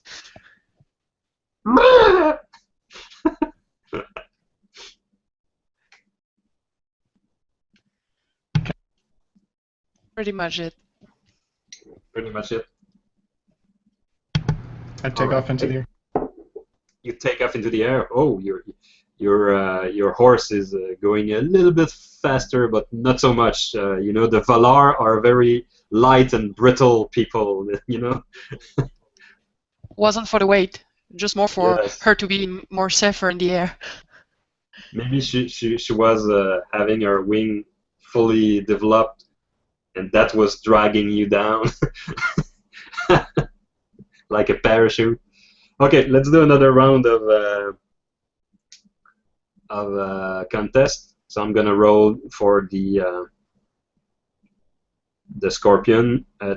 Chennai had a 10 and Laythan had a 13. Correct? Yes, that is correct. Oh, you have you have a chance here. It's a miss by So I made it by 3. 3. It's a miss Made it by 3. Missed by 3 too. Miss Ah, by 3. Okay. Now, normally this would be a success, but I'm thinking the terrain makes a difference. Since it's perception based, the tyrant was taken into account. Okay. Yeah. So then if So, it's an 11, then yeah. I So then think- I would pass by 0. By 0. Okay, that makes you the winner of this of this round. So total tally, the Minaris. So you missed by 3 also, Chennai and Laythan. no, I made it by 3. You made it by 3. Of course. Okay. I'm riding away on a horse. Yes, of course. So the Minari, in the total tally of things, the Scorpions are now at -3. So that means they took a slowdown. They suffered from a big slowdown. The Minari traveling with the Eff'Meera are now at just -2. Chennai at -5, and Laythan at +1. So Laythan is really like in front of the group, and he would be far away if he wanted to, but yeah. I don't know how much longer I can hold back. Just saying.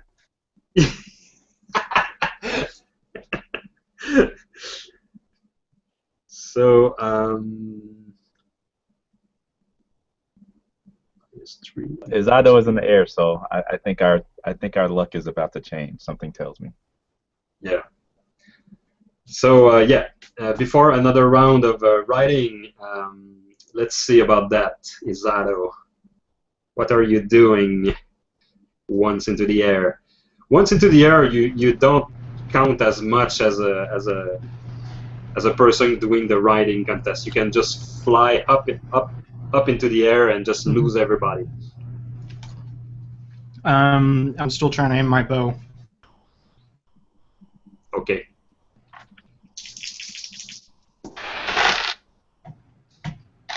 While you are aiming, you notice something interesting about one of the Scorpion mercenaries. A guy with a package behind him on his horse. The package is strapped to his back, and you can see a head coming above his shoulder. A head like this big, with a beak. A beak and a piece of linen on the head to block the eyes. Could you roll me an IQ roll? Maybe you Just have pure seen this creature before. Okay. Just pure IQ? Okay. It's a trap. 8 for 13. 8. So Okay, there seem to be a falconer amongst them. And the thing you have behind him should not count as a falcon. It is huge. great. You know exactly what this is. It's like a falcon, but oversized, and in some part, they are dangerous to the Valar. Great.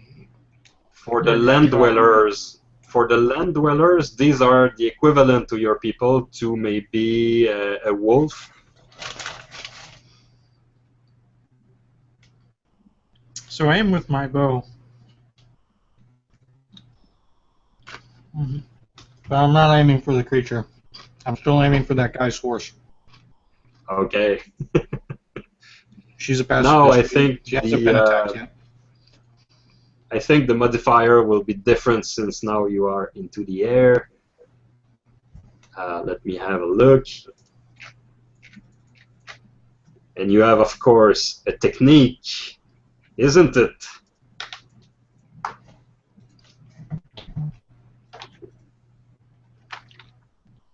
It will be. Will it be the first time you will use this technique?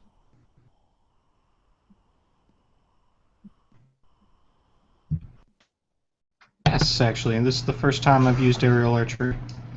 Though my short bow Aerial is... archery. Oh wow, really? Yeah, Cool. I put that on your sheet a while back. Never thinking it was going to be of any use someday, and there you go. So yeah, actually let me worse than my tell short bow you. skill. So -6 for the distance, and a total of +5 for the bonus and extra. So you're at -1 on that technique. So I have to get under 10. Yeah, it's easier. It's easier now.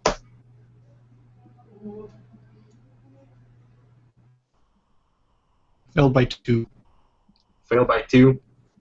Mm-hmm. Okay, the arrow gets stuck into the sand, doing a little puff of smoke, and the rider, seeing this, motioned toward the falconer to do something about this, toward this Valar, and this is not the first time they had to deal with one of the Valar. So the guy on the falconer just loose some leather strap in his back, and at the last moment he removed the linen piece, and you hear a screech like, and the creatures just take out, and it's so bigger than you thought it would be, like a wingspan like yours, and in a second or two it's like 15 yards into the air, and the falconer just whistles some precise order to this creature, and the creature just veered to his left and tried to climb and reach you, Izado. In a few seconds, it will be very difficult to concentrate on archery. Very difficult. Laythan and Chennai, what are you doing?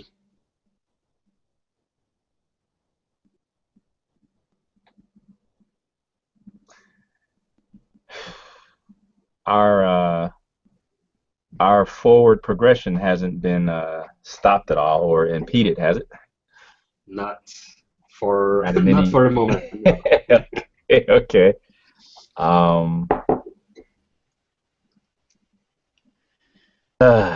Well, I guess. Boy, I don't know. This is tough. I guess I would have to wheel my horse around, almost, violently, since we were going as fast as we could. Yeah. And uh, how does it look like if I kind of turn and look, does it look as though any of my companions are like in when I say immediate danger, I mean You feel like, in fact, you have a look behind you. Is that it? yes. Yes. Yeah. Okay. You see one of the riders who is dangerously close to Chennai and Parn, her apprentice. Okay. She's at -5, so Okay. it won't be long that the blade will taste the blood of a Largarian librarian. Okay. At that, when I look over my shoulder and see that, I yank on the reins of my steed, and the horse, I yank so hard when I see that, just as a reaction, out of kind of fear, my heart kind of like jumps in my throat, and the horse kind of neighs loudly, as I really pull too hard. Okay. And I will attempt to turn and ride my horse back towards the rear of the group. Uh, kind of thinking I'm thinking I'm going to have to actually wield my sword, but I'm not very confident that I fear the worst. I'll put it like that. And so Okay. I'll head towards the back. That's what I do. Okay, so you turn around. The horse was not expecting that, and yeah, since you are turning around, you are now in the opposite direction of the movement of this race against time. Okay. So you quickly you join Chennai. I mean, since you are going in the opposite direction, you are going twice as fast. And the guy and the scorpion rider who is the closest to Chennai, he look into your eyes and you lock gaze, and he draw his scimitar and he ride now to you with his scimitar extended like this, and you can see determination and aggression in his face. He want to kill you.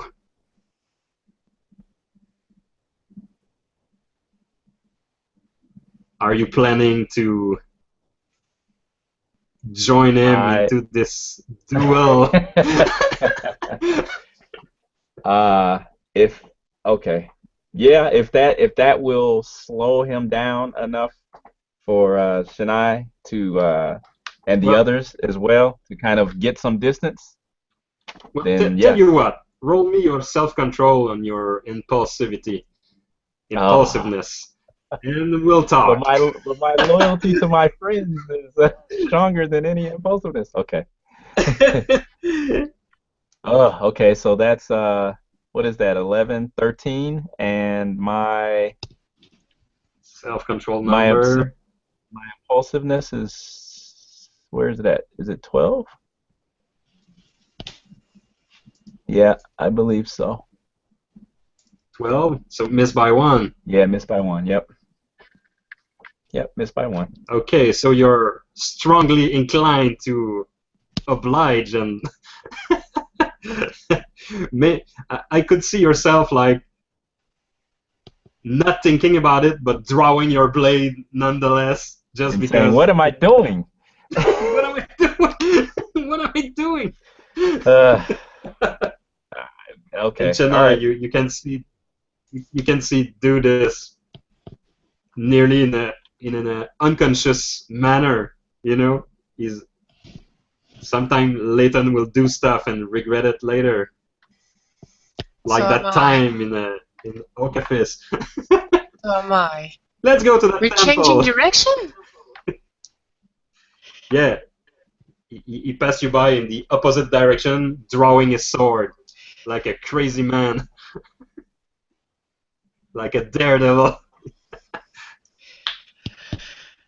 Since Chennai is more kind of cute than brainy about that kind of action, we're turning back, and she might probably slow down her horse. See?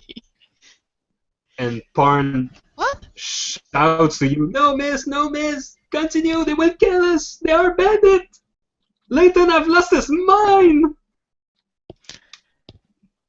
He wants to sacrifice his life! We cannot leave him like that. He's such a hero! I will remember him!" Probably Hassan will help him. "Well, I won't stay to watch. Sorry, miss. It wasn't part of the deal. We were supposed to go on this grand adventure, discover ruins of Katash, and discover this Sheradia creature, and bring back the magic to Anoren, and all that." And he's crying, and you see tears flowing in the wind. Babies. He doesn't want to die, and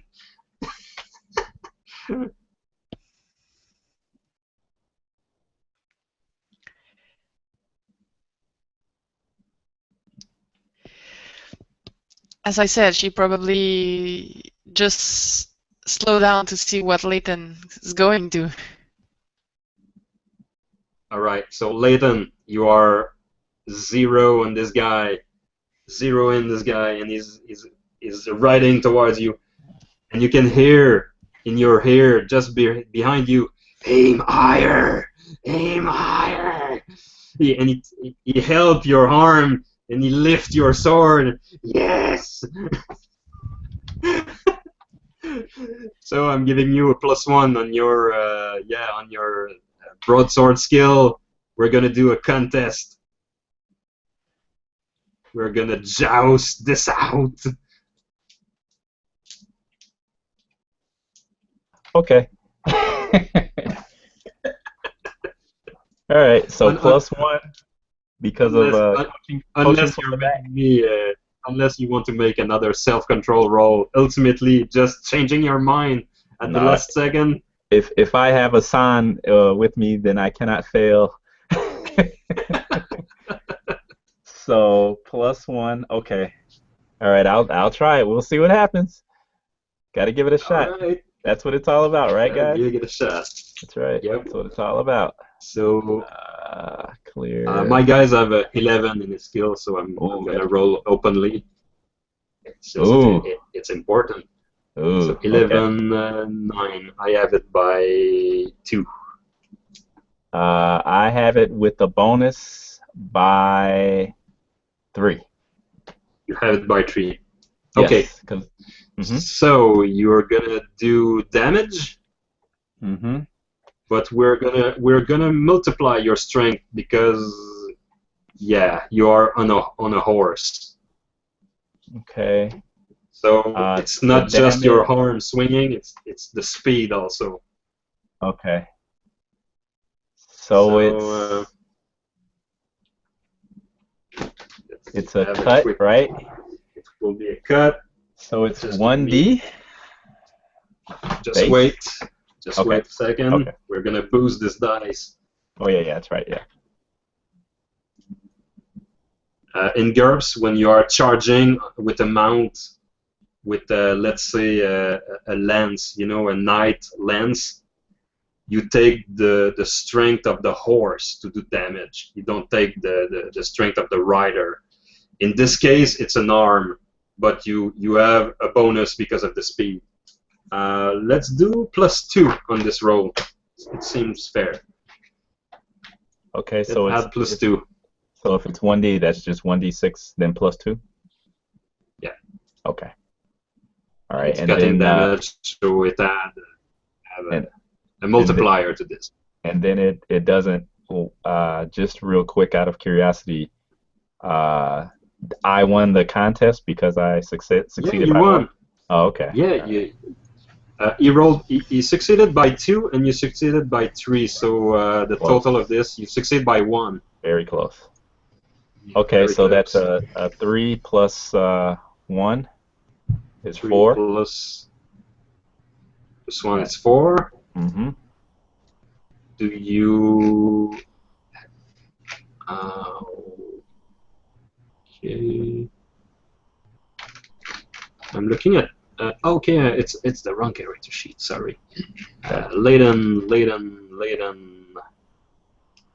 Short sword, 1 die, cut. Okay, it's a 1 die plus 2, and you rolled a 3, Oh, so plus it's a 2? 5. Okay, So so it's a that's 5? Okay, okay. Okay, we had 2.5 to that Oh, because it's wow. cutting damage, and the other guy don't have any protection. It was So either going to be that's him or me. So that's a 7 points of cutting damage. it's more than I could take.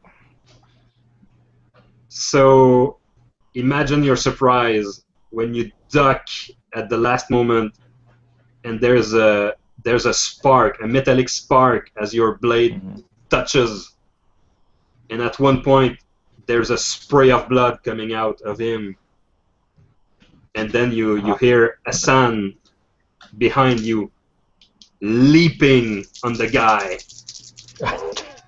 See, that's the... So there is blood, and then there Hassan just Right. and he jump at the guy's throat, and in fact he bite his throat, and both of them are falling off the mount, receiving an extra two dice of crushing damage because of the fall and the speed. And this guy received another 10 points of damage, so he's pretty gone by now. And there's a splash of blood, and you brought back your sword like this, and there is a mist of red particle in the air, and you cross the mist, and you have little micro gutlets of red everywhere, and you hear this guy dying like on the ground and falling and tumbling, and Hassan is like not caring about his safety in any form or shape. I had been holding my breath all of this time, expecting to lose my head in that exchange.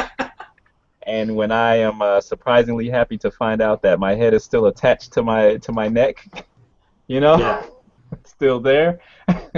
So Yes, I can't it's still help there. I can't help but have a wide grin spread across my face before I take note of, because there are more raiders, right? There are still more Yes. left, right? Yeah. Yes. And then the smile quickly fades away after I Fades away. see the rest of them. Yep.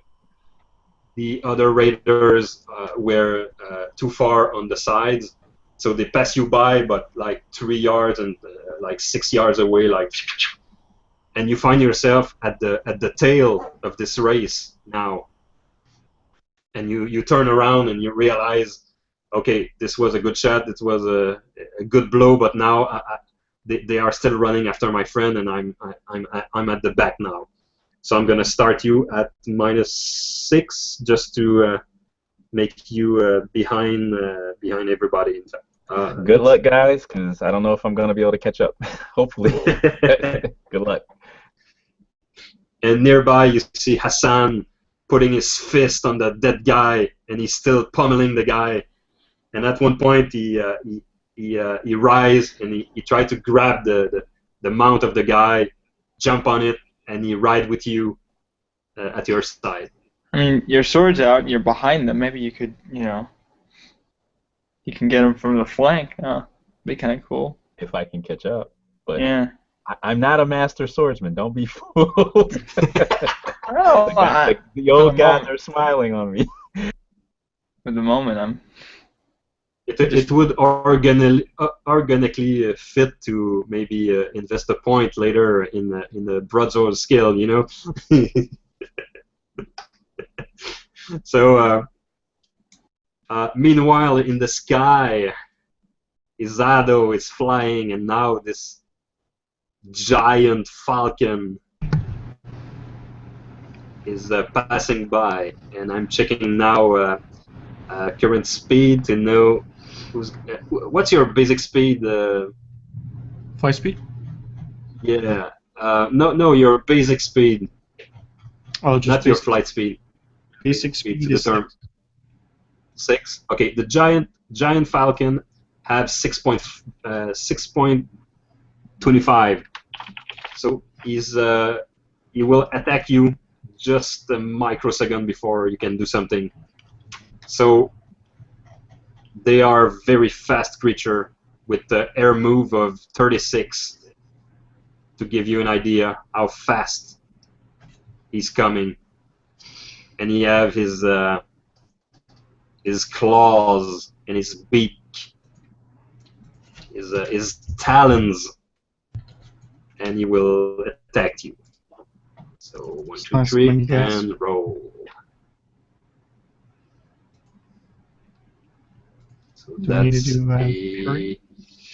So that's 16, and it's a success. Even if the roll is very high, it's a success. It's just their skill. Gotcha. So you can dodge, you can. Okay. I will try it. Move isn't a defense thing, right? Excuse me? Is move a defense action? Move a defense action.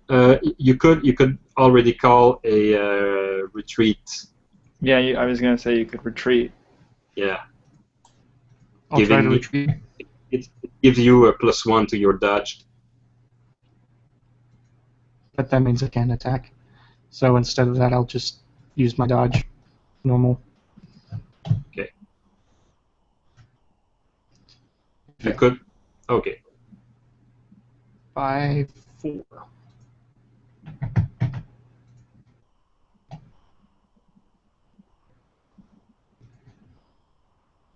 So I failed by 4.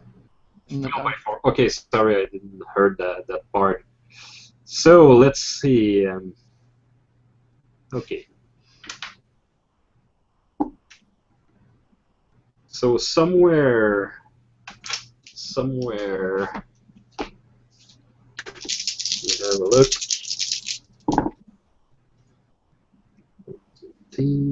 Okay, your left leg is suddenly feel painful as you receive 3 points of cutting damage. DR is damage sense, right? Damage Do you have DR? Yeah, I have 1 DR on my arms, torso, legs, and groin. Okay, so we reduce that to 2. And since it's bypassing your DR, we had 50% to that, so we're back to 3. Because it's cutting damage and it's always adding 50% after armor. So it's a sharp pain. Your next action will have a -3, whatever you do. And this -3 is for the pain. It's called a shock penalty, but it doesn't count towards your defense. Gotcha. Okay, so you are starting to dance in the sky with this creature, and there's a little part of you that start raining down beneath you in the form of blood. Valar blood. Chennai, would you like to do something? Yes. Since Laythan seemed to be handling himself well, I'll be. I would like to take in his example of him. So I'm looking in my saddles bag while continuing running up front as we were before, and I just look for my knife, but instead I just get out skirts and let it fall. Okay. Extra skirts. Extra skirts are good. Yeah, they're good. That's it? Off with the clothes. That's it? maybe the horse will drive by and just get want his to- feet tangled. That's You- some way of looking You at want it. to you want to throw the skirt, the dress onto the horse, like in his Yeah. face. It will probably do the wyvern things, you know. My moment. Okay. Before throwing your dress, could you roll me your dexterity? Yes, of course. I'll gladly fall into the ground. As I said, Okay, so you take your dress out of your bag. You prepare to throw it. You throw it, but then you continue. Your whole body, continue the movement of the throw, and you find yourself under your horse, under his neck, with your feet with your feet on each side, tangle into your stuff and your gear, but you are under the neck of the horse like this, like, oh shit! c'est pas ce que This je is m'imaginais. this is the klutz, the sads for you, ladies and gentlemen.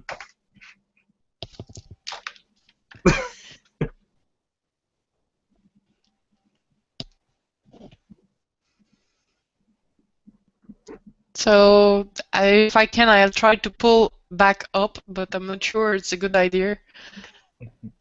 Yeah. Roll me a strength minus -2. Yeah, -2.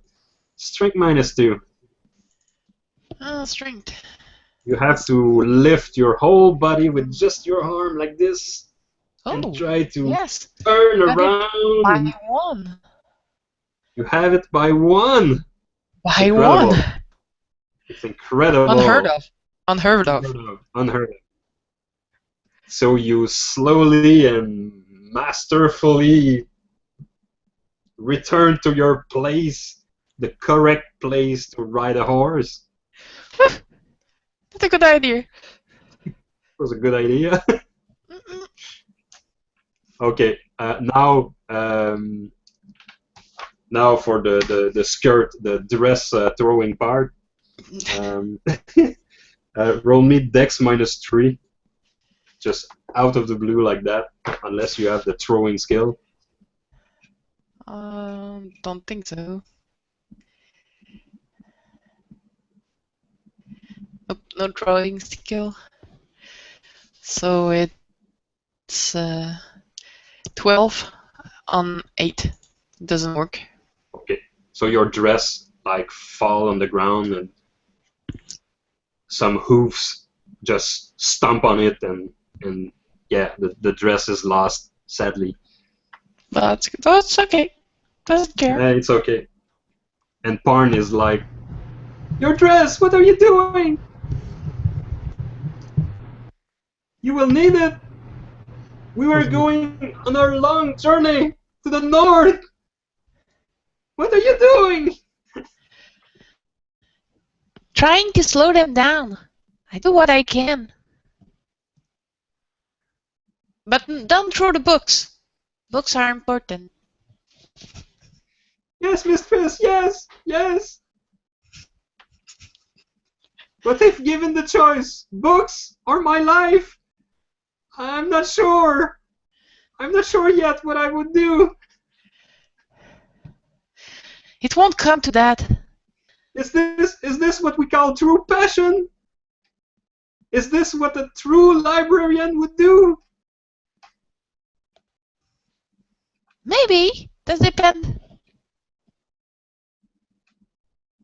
Maybe.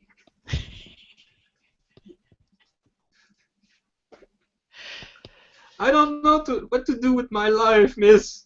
I just want you to tell me, is this what a real librarian would do? Not every librarian are adventurers. And you tell me that now! And he cries even more. You choose to follow. Remember, you asked me. Yes! What a mistake! What a mistake! So he sadly regrets his decision. Maybe not fit for this grand voyage, this great travel. So let's do another round of writing. So, yeah, where's my dice stream? So normally it was, you said 11, so that's a success by 1. Success by 1. Mm-hmm. All right. So Ooh. Got it by 2. good. Got it by 2. All right. Yes, unheard of. Wow. Once more. Your luck's turning around.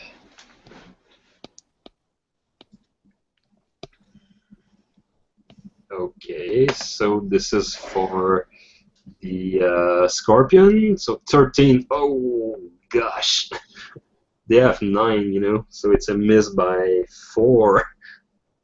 So they are at -7.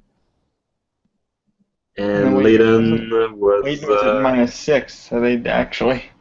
Is it a critical success? +8. So. Let me see. That's 1, That's 2, a 5. 5. Let me How about check. 13. And you have it by 8. Yeah. So from a -6 starting position, you are now at +2. The wind is at my back. The wind is at your back. It's all Okay. it's the blood fury. Yeah. Yes. Okay. You pass by some of the it's Scorpion, not. and they try to catch you, but your mount is too fast. Can I take a swing at one while I'm passing them by? Yes, you can. I think I would do that. I'm feeling cocky.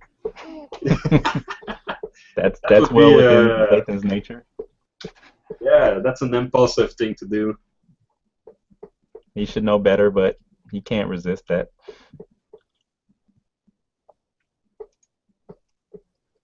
Okay, give you +1 to your swing, since you are mounted and the velocity relative to your target. Yeah, just +1. Okay. And I will roll for this guy. This guy's parry. Does he see me coming? Oh, that's a good question. Let's answer that. I hope not, because I tied it. I tied my roll, so see by 0. So hopefully he doesn't see me. It doesn't see you coming. So you basically have a free shot. Okay. But you missed it, right? No, it was a tie, 14, and I got a 14. Oh, So okay. or is so that a roll, miss? I don't know. Roll for damage. Okay. So 3d6 again? Or you said damage. I'm sorry. I misunderstood you. Okay. So is it still 1d6 + 2 just like before? Because of momentum and all? Since now you're going in the same direction, yeah, just do your normal damage. Okay, my normal? Okay.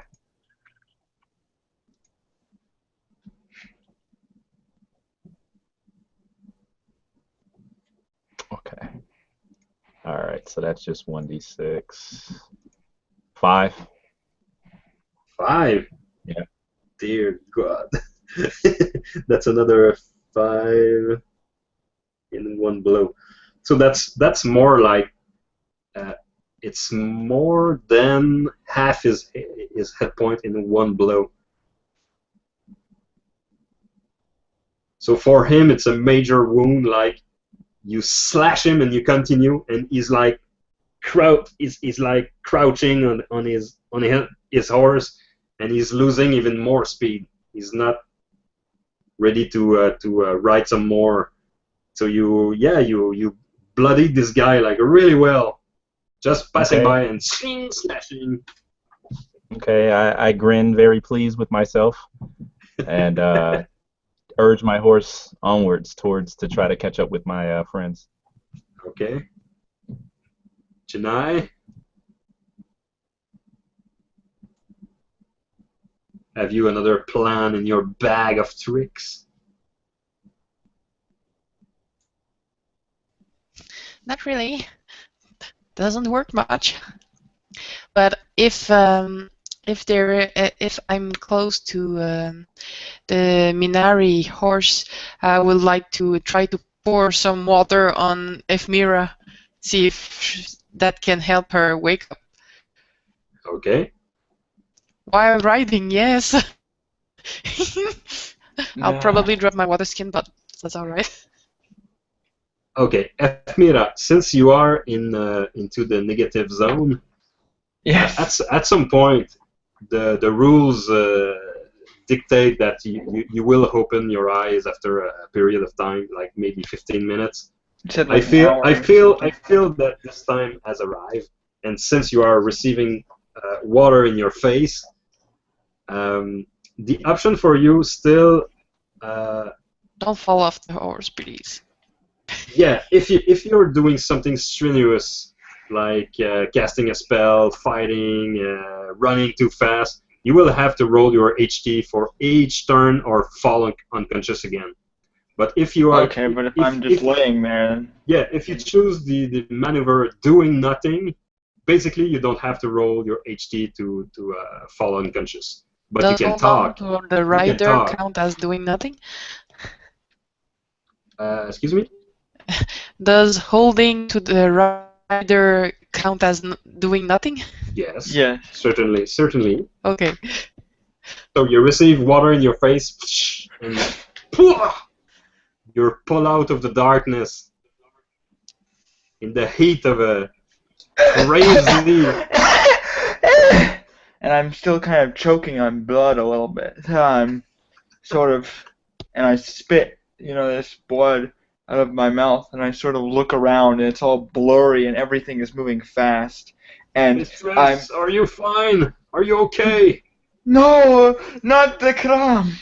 And I'm looking around because the phobia sort of is what I took. So I'm imagining I had some sort of horrific, like I was remembering, the Kram. So I'm just sort of, I had some kind of nightmare or vision. So I'm looking around at, you see in fact a Kram. You see Laythan. You see Laythan in slow motion on his ride, blood on his face, on his clothes, with a sword drawn out, and he's riding with a strange man who also passed nearby a Minari rider and punched the guy out of his mount, and you see the guy like if he were pulled by a rope, like with strength, and you can clearly see that this guy is really unnatural, and in your mind's eyes it screams undead. Look, a monster! And I'm sort of laying on the horse, and everything is moving so fast around me, and I'm just trying to figure out what's going on. Do I see the raiders? Yes. Or do I roll? Okay. All right. Can you roll me against your phobia? All right. Necrophobia. Necrophobia. All right. I'll roll 1, 2, 3. Let's do this. That's 7, 8. Oh, that's under.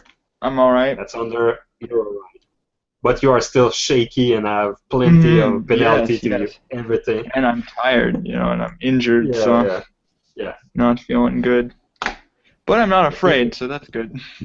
In other games, we talk about a spiral of death. You're hurt and then you're hurt more. And in GURPS, it's not a spiral. It's like falling out of a staircase with a piano over you, and you have your fatigue, you have hit points, your insanity coming on, and everything at once. It's not a spiral. It's a crushing building.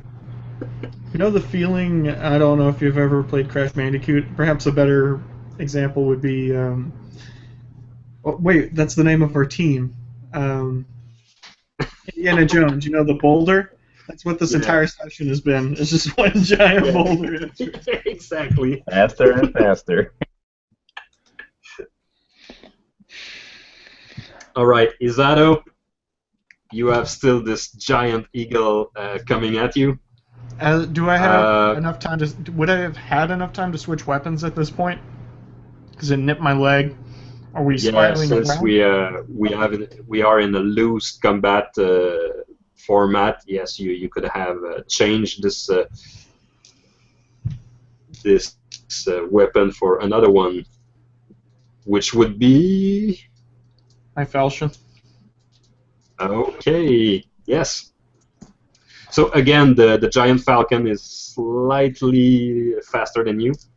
Mhm. So I'm gonna roll, and they are pretty good at fighting. So unless I crit fail or you succeed,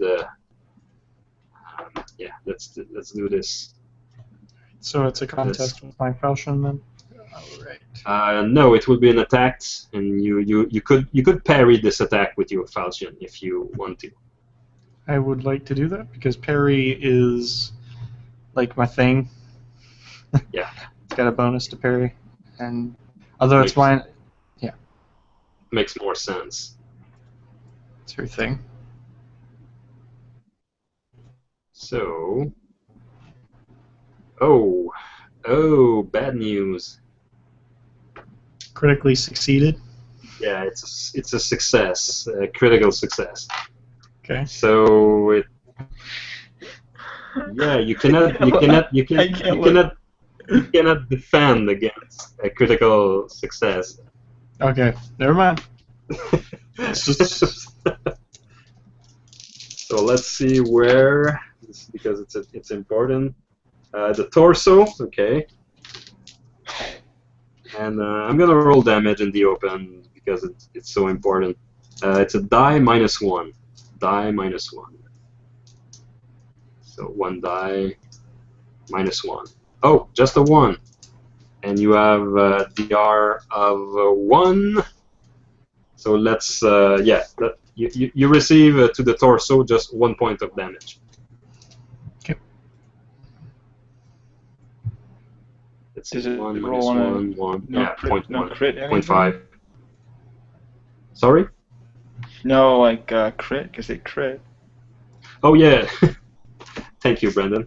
Yeah. Thank you, Brandon. The infamous critical table. I know. I was about to forget that. Thank you, Brandon. Staying out of that one. Let Here we me go. remind you to get for XP. I'm so sorry. I'm joking. It's fine. So I'm game. Let's do this. okay. I rolled a 4, so it's so basically your DR to the torso does not count, or count half his value. So I would give you the 2 full points of damage instead of 1. All right. And that's it. Is it my turn? So now? yeah, it's your turn. It's your turn now. Yes. Okay. So you would, because of the pain of the shock penalty, you will have -2 to your action. Mm-hmm. It's and also my signature weapon that gives me bonus. Or was that already in Yes. Was it already factored in? signature gear? No, I don't really know if it was factored in or not, but that's Signature gear doesn't give you a bonus. It really it just makes the item more valuable, I think, or you can get it for free, fine. I gotcha. sort of thing. Yeah, the GM Alright. can make it different, like giving you a +1 in certain circumstances. Yeah. Kind of like In an this heirloom case, item kind of thing. Yeah. I gotcha. All right. Let's do this. Falchion. Why am I? Ranged weapon, hand weapon. Here we go. The defender skill, short sword 11, which -2, so I'm at 9. And roll. And I got an 11, so I failed by 2. Failed by 2. Mm-hmm. Okay. So yeah, you swing wildly, and Yeah, basically you missed, and there's nothing special about it. Both of you are spinning in the air, and it's one of those strike. The creature was not there at this point, and it just kept spinning. Mhm. Yeah, we will continue this fight for at least 2 more turns. So the creature will try to strike you with his beak this time, trying to bite you, wanting a taste of the Valar meat. So it's a success unless you parry, dodge, or quit. Try to parry. I don't know why my parry is 8. I thought I had a bonus to parry. Wrong. Oh well. And I got 9, so I failed by 3. Failed by 3. Okay. So this fight is so removed from you could very well be elsewhere entirely relative to the ground position. So that's why we are going to fight a little bit here. Torso hit, and the beak is just 1 minus. It's a 1, so you receive nothing because of your jacket armor. Feathers on its face, like it just got a woof of feathers. Yeah. Now it's your turn. Still at -2, right? Nope, the pain have subsided and Okay. you are now free. I'm free. Yeah. Yes, I succeeded. First time. All forever. Okay. I Do it some damage. Yes. Alright, and oh crap, I forgot the damage of my own weapon. Blah blah blah. Damage is 1d plus 1 cut. Okay. 2. 2. Okay, you slash the giant falcon into one of his wings. There is some blood coming out of the wound, and suddenly the giant falcon breaks combat. He just wants to go away. He starts to take some distance from you. And since the falconer was thrown from his horse by a powerful punch to the teeth, the falcon is confused about his order and what he should do. It's an animal, so it breaks combat, hurt, and yeah, basically you won.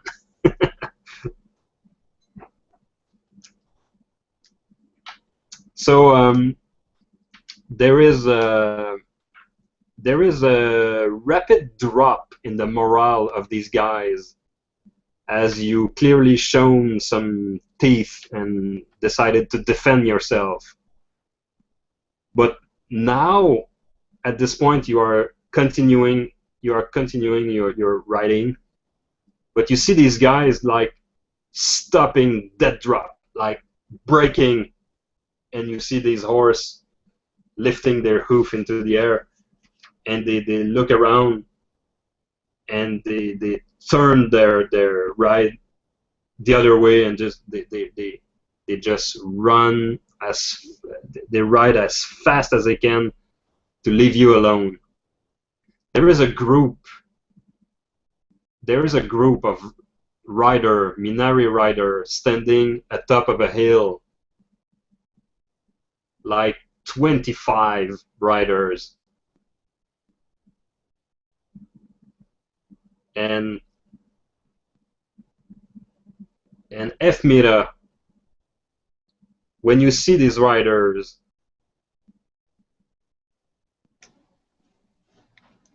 you recognize familiar faces. And these are not Waning Star tribe.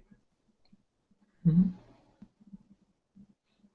These are not the people of your husband.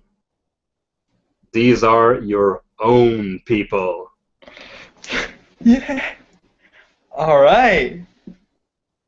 It's my family. You have a group of Minari.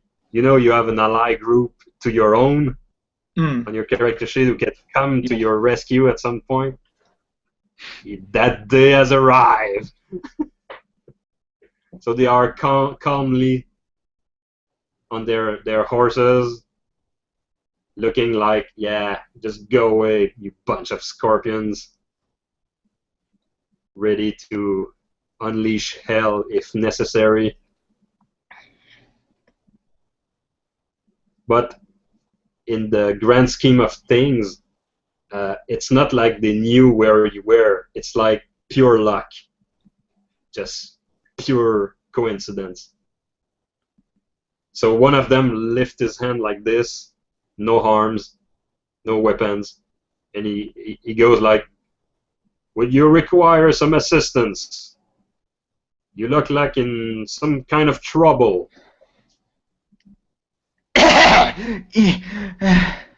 You can hear me hacking from behind my horse.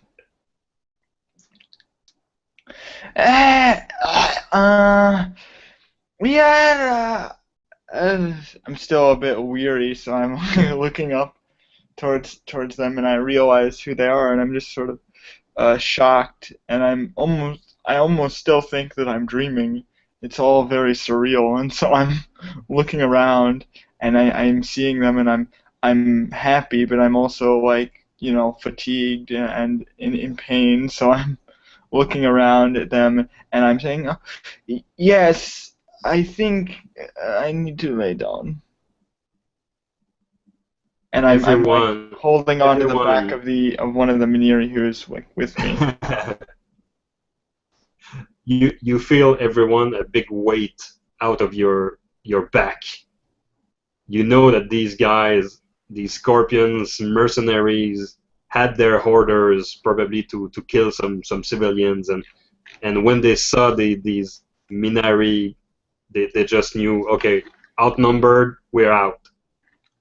And plus we lost about 3 guys. So okay. So what are you doing now?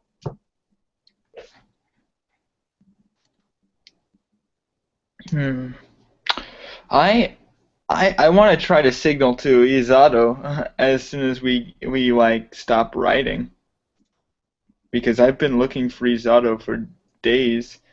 Yes, months. Yeah. Months, right? Yes. Months.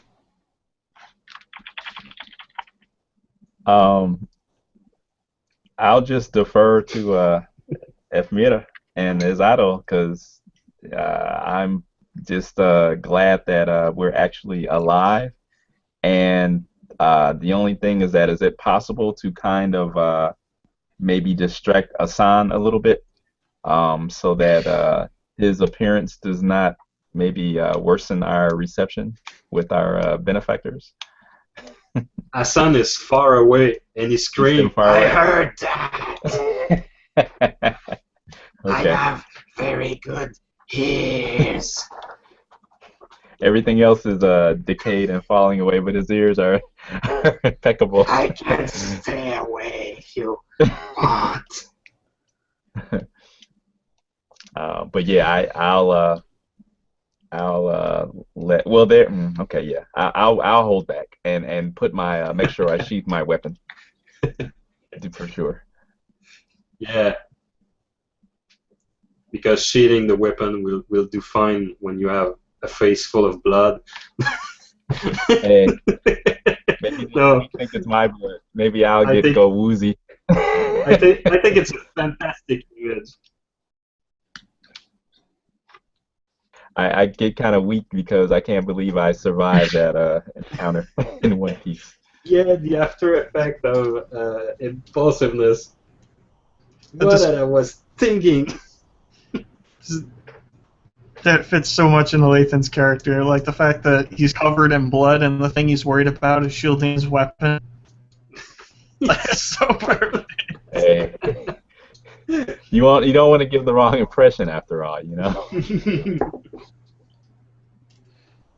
So, do I hear Izado, or at least hear Crom? Yes.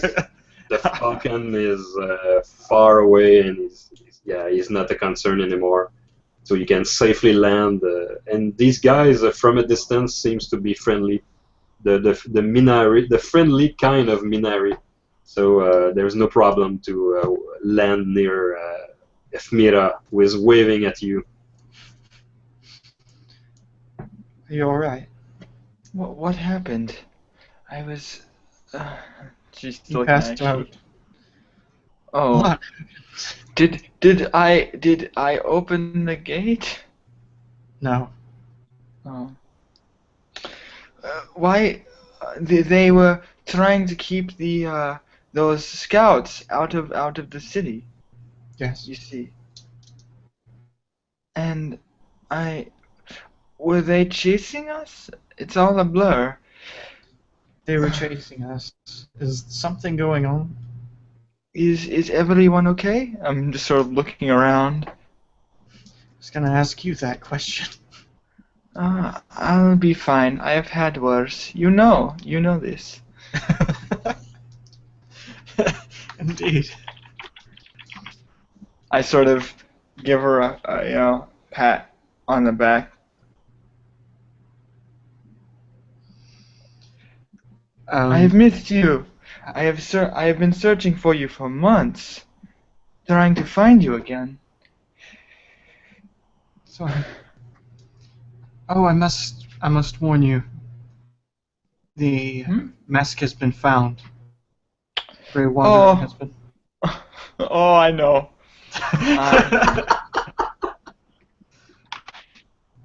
We must do something. I was planning on it. Is that why you were in the capital? I was going to go to gather information, perhaps warn the royalty, but now that the gate is closed, it may be harder to do that.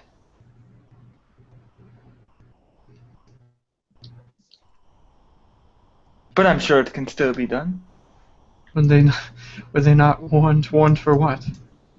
Something worse coming our way. Oh, the Grey Wanderer, he has gathered an army of various people, large army, very large army. I managed to convince some of the Miniri who are on his side to work against him, and I married one of the leaders of these tribes. You married? I've not seen you in months, and you've married. It happens. Like that. Point is, we have dealt a blow to his army, and we must continue to do so. For if he is able to muster these forces, the kingdom will be in grave danger. I would imagine, since they have to shut down Karahali. She starts going through the fortifications she's seen in her mind when she was fighting. Her old patrol, thought processes of advising different towns around the temple of how to do watches. It's going through her mind. What do you suggest we do? I was thinking. We go to Katash. We had a plan. We go to Katash. Chennai, you alright? Of course. And what would we do there? We solve some mysteries. You think? Yeah. I sort of wrangle around in my pockets, and I pull out this jewel, and I explain to them. The Grey Wanderer is bribing these tribes with vast amounts of rubies and jewels. He is using this money to raise a massive army. I was hoping to find the source of this money, and prevent him from being able to recruit any more to his side. But if you think we will find answers in another place, then we will go. I trust you. If there was someone I would know to track down money, she looks behind her, searching for Laythan. Did someone say something about money? Ah, yes, and I show him, I have this little, like, I think it was like a ruby or some kind of red gem, and I sort of hold it up to the light, and I'm like, this army is being paid through these bribes. I was trying to find out who would be financing this army. Would I know, even as far-fetched as it would be, perhaps of a trade guild or a particular merchant of some power of some sort that may be known for paying with using, rare jewels or gems or something of that nature? Or is this something that's just normally done? Would you go rather the merchant way or the smuggler way? Let me see. Being that it's financing an army, I would think it would be the merchant way, but Yeah. I would honestly think that because it's financing. Well, let me ask this then: would it be too much to ask if this financing of this army can be considered something that I guess it just depends upon your moral standpoint or which side of the fence you're on, if you think it's a good thing or not. I'll try merchant way. I'm sorry. Okay. Yeah, I'll try have a merchant. secret master GM role. Okay. Okay. Armies require a large expenditure of money, so that you know. And to raise an army, to raise an army against the royal crown these days would require a large sum of money, and of the entities capable of buying an army out of the blue like that, there is not many entities capable of that. There is a standing army in Brimkeep, but these guys have a mission to protect Anoren, and they will not. They're kind of neutral. They have another concern, another mission, another way of thinking. And this city is very far away. It's like maybe a week of riding to go there.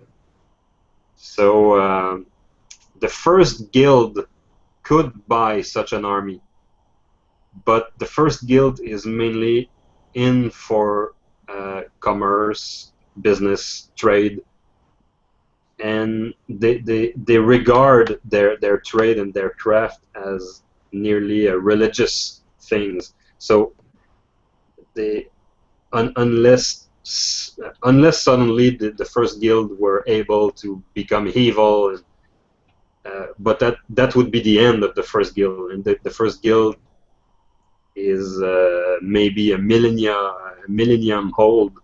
It's very old organization based on craft and uniquely craft.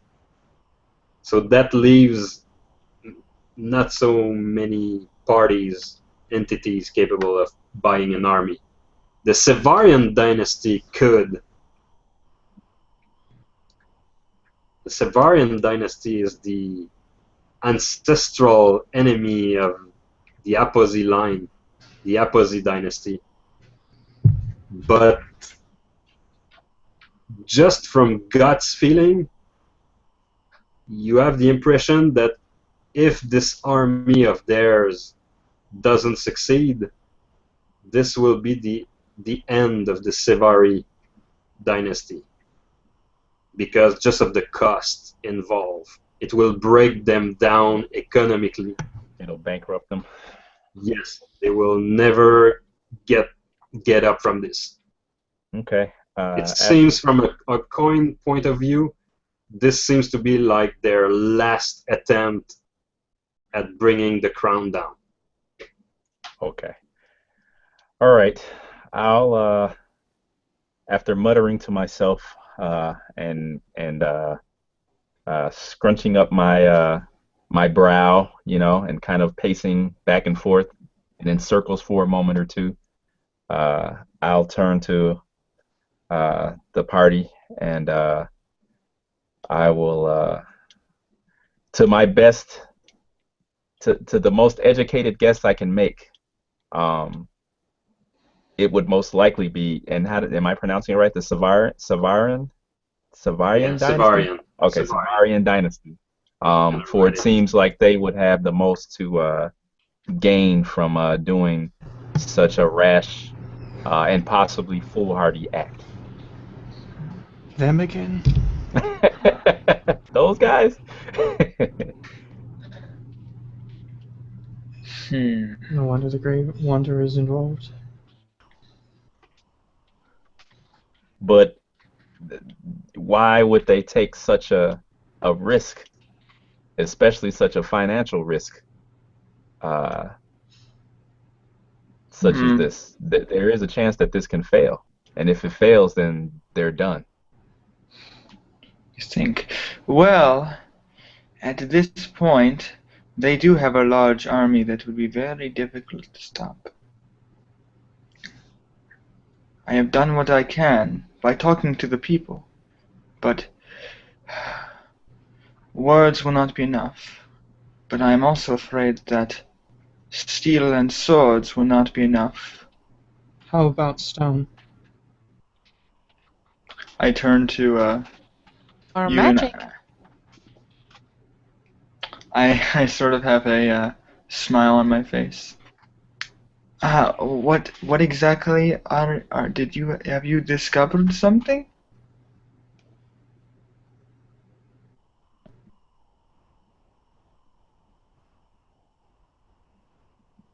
I look towards them. I'll have You to mean privately, Eff'Meera.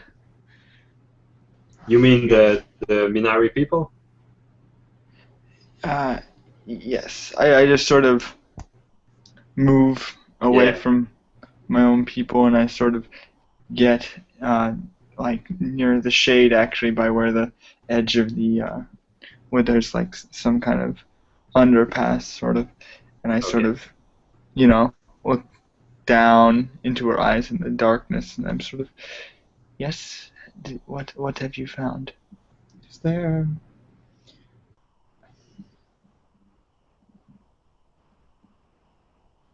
What's the biggest neutral force of stone men that we could find? Turn at Laythan, since he's the one who seems to be the proprietor of knowledge. I am? Could I make a tactics roll? Think of that? See if there's a neutral or southern Anoren, maybe? Because you could do a that could go the politics way, that could go the history way, that could go the area knowledge way. Yeah, I have area knowledge of Anoren. I could do that. Mm-hmm. Okay, can I try that? Yeah. Okay, all right. I'll take a step backward, surprised that for a change, something other than my more dubious talents are in need. So I once again stand there for a moment and think about it. And with a 10, I succeed by 4. By 4? Yes. Okay. Apart from Karalee, the biggest standing army of stonemen, was it? Yes. Wasn't Especially it? neutral Okay. that wouldn't already be loyal to the crown. Neutral stoneman or just neutral? Stonemen. Oh, okay. Okay. Stoneman. Okay. The biggest concentration of stonemen would be in Brim Keep, and the best fighter alive is in Brim Keep. What a coincidence. Okay. Yeah, and he's the leader of the Obsidian Keeper. Ah, okay. Okay. I'll relay this to Izado and say, but how would you intend on uh, convincing them of whatever you have in mind of convincing them to do? And I kind of Or peer that's the back at same her. way we convinced our other Stonemen friends. Okay. We've already have rumors spreading that there's a cure. I turn over to Eff'Meera. Do you remember the basilisk's lullaby? Whispering. It's a lullaby. I sort of nod. We have the potential for a cure. We can Oh, convince and cure the Stone Men of Brim's Keep. Perhaps we could use that to add to our own army. There are two ways to defeat an opponent. Advance your own strategy or undo theirs. Seems you've already done the second. Perhaps we should bolster the That opposing dynasties. that is a strong bargaining chip you have there. That I will agree on. I don't disagree, but I'm still listening to what you're about to tell me, like about this magic. Because the word magic just sort of rings in my ear. Magic.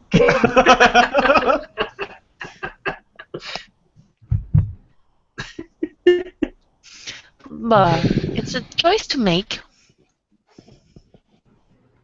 It's either... Do we know what would happen to the Stone Men if we brought magic back? May not be a good thing. You have to choose between curing the lullaby or bringing back magic. But it might be for our enemies, or your enemies, or enemies anyway, or as it is for us. It is I was magic. rolling curiosity. So I am actually I was just gonna immediately say magic, but now I'm actually going to think about it. It's magic that has caused you so much pain, my dear friend. Yes, I have decided. Last time we had a journey, I held back on my magic, and I was very safe. I feel like that is a good course of action to follow. At this point, I agree with your plan. We should pursue the Stone Men. We can convince them to our aid, and I've mentioned I wish the Stone Men would have had more input as to their own fates. Of course, there may not be an Anoren left if we do not act. Eff'Meera, Hmm? do you know what make magic so wild? It's not in every country that is doing it so. I'm just listening, but the look on my face is like very intrigued by what you're saying. So I'm just sort of almost like I don't believe you. I'm pretty sure it's not. It's mostly in Anoren that magic's going into breaking hell loose. I have many record in Logar that says that that's not the case in far, far away country. But I was told it was the way of the nature, and could it be? You say that not all magic is free like the wind? What have they done to tame it so? I don't know, but when I speak to the special one in the pyramid, he told me that I had to choose between Stoneman and magic, because magic has been, I think, removed, and it is why it's so wild. Something like that. Yes, yes, yes. Ridiculous. It's true. It is just the way of the nature. But imagine if Regardless. it was not that wild, if you could tame it. Hmm. No. If it would not unleash hell as if you don't get grip on yourself each time you cast something. If it just listened to you and flow through you as if it meant to be.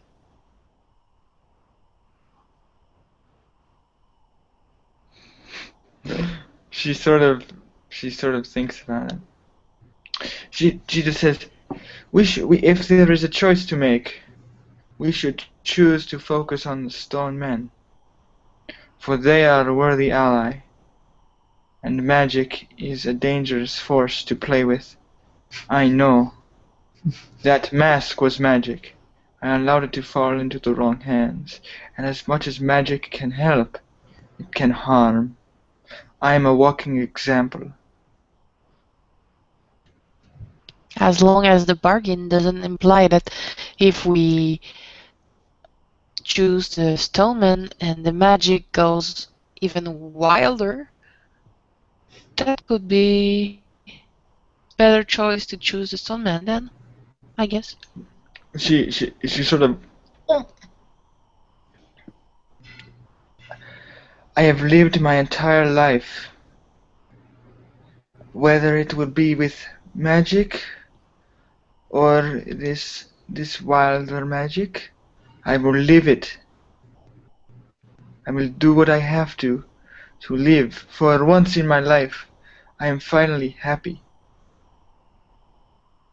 This must be some very special husband you have. He is a brilliant and beautiful man. And we were married under the goat. Well, that makes all the difference in the world.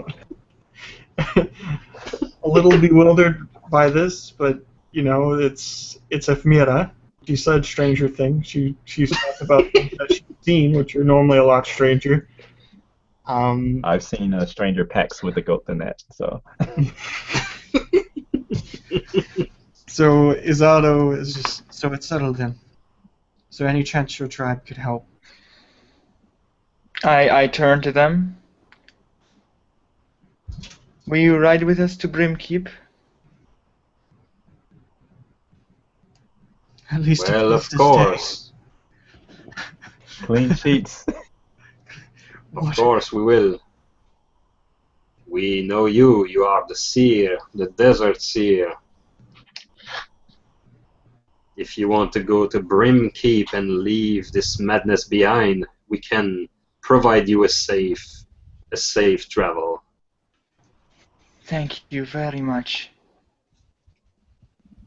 And I turn to the three men who are following me. You will come too. The 3 men. I think there's only one left. Yes. Oh. The other one went their way, and we didn't heard from them. Okay. So I'm I a fear bit. the worst. I start counting, and I'm like, oh, where are the other two? I grab her shoulder.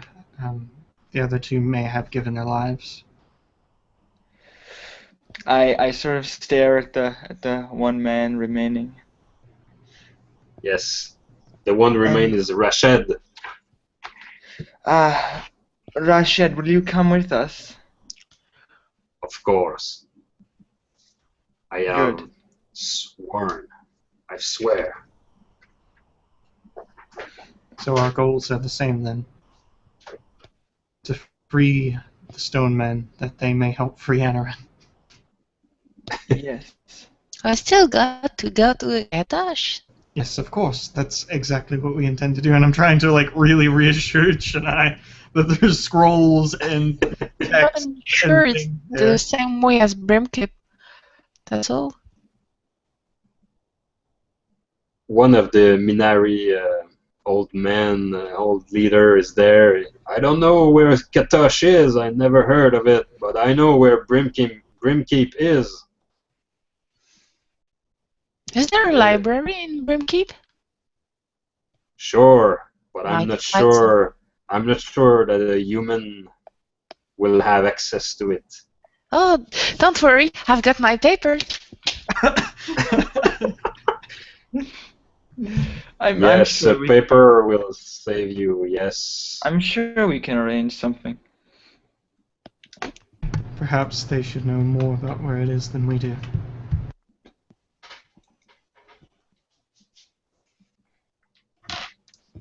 Try to imagine now a lizard man and a titan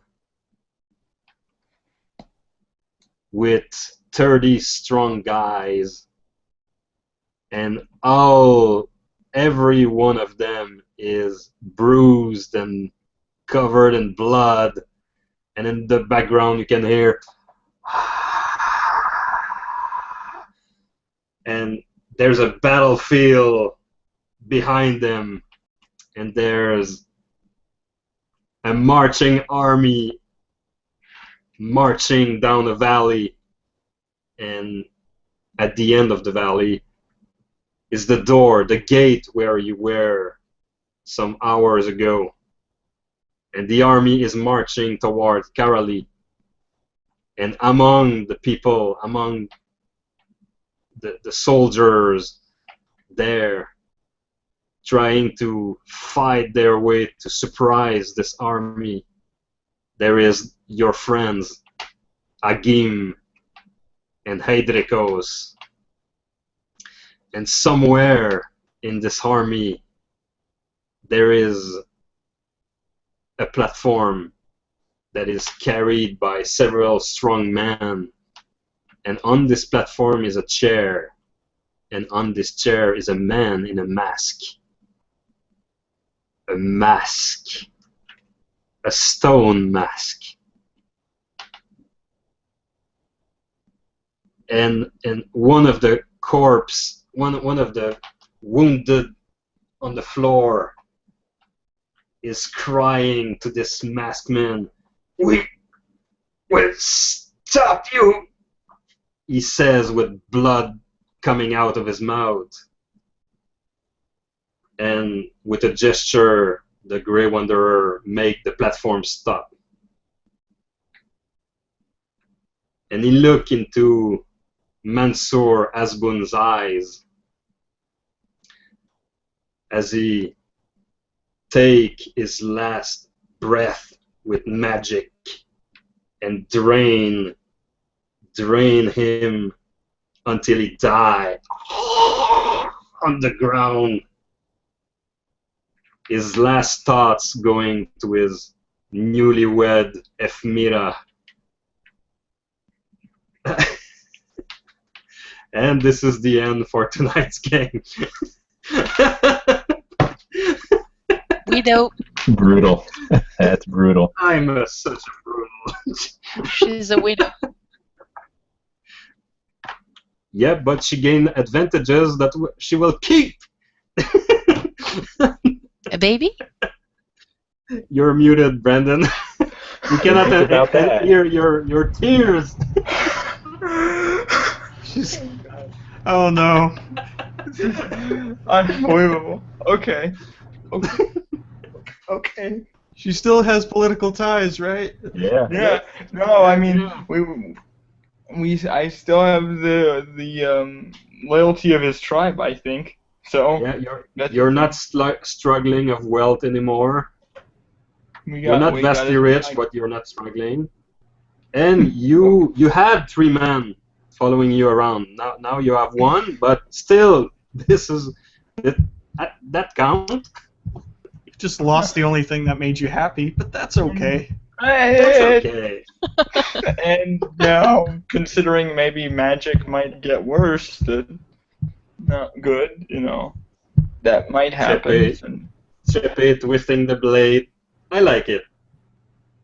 Good job, Chepe. So thank you for playing. Thank you for jamming. Thank you for watching. We have one viewer. Hi viewer. So until next time for the 10th game of Anoren. Already 10. Dang. How do you know? It's a full thing. Yeah. Yeah. It's a movement. Yeah.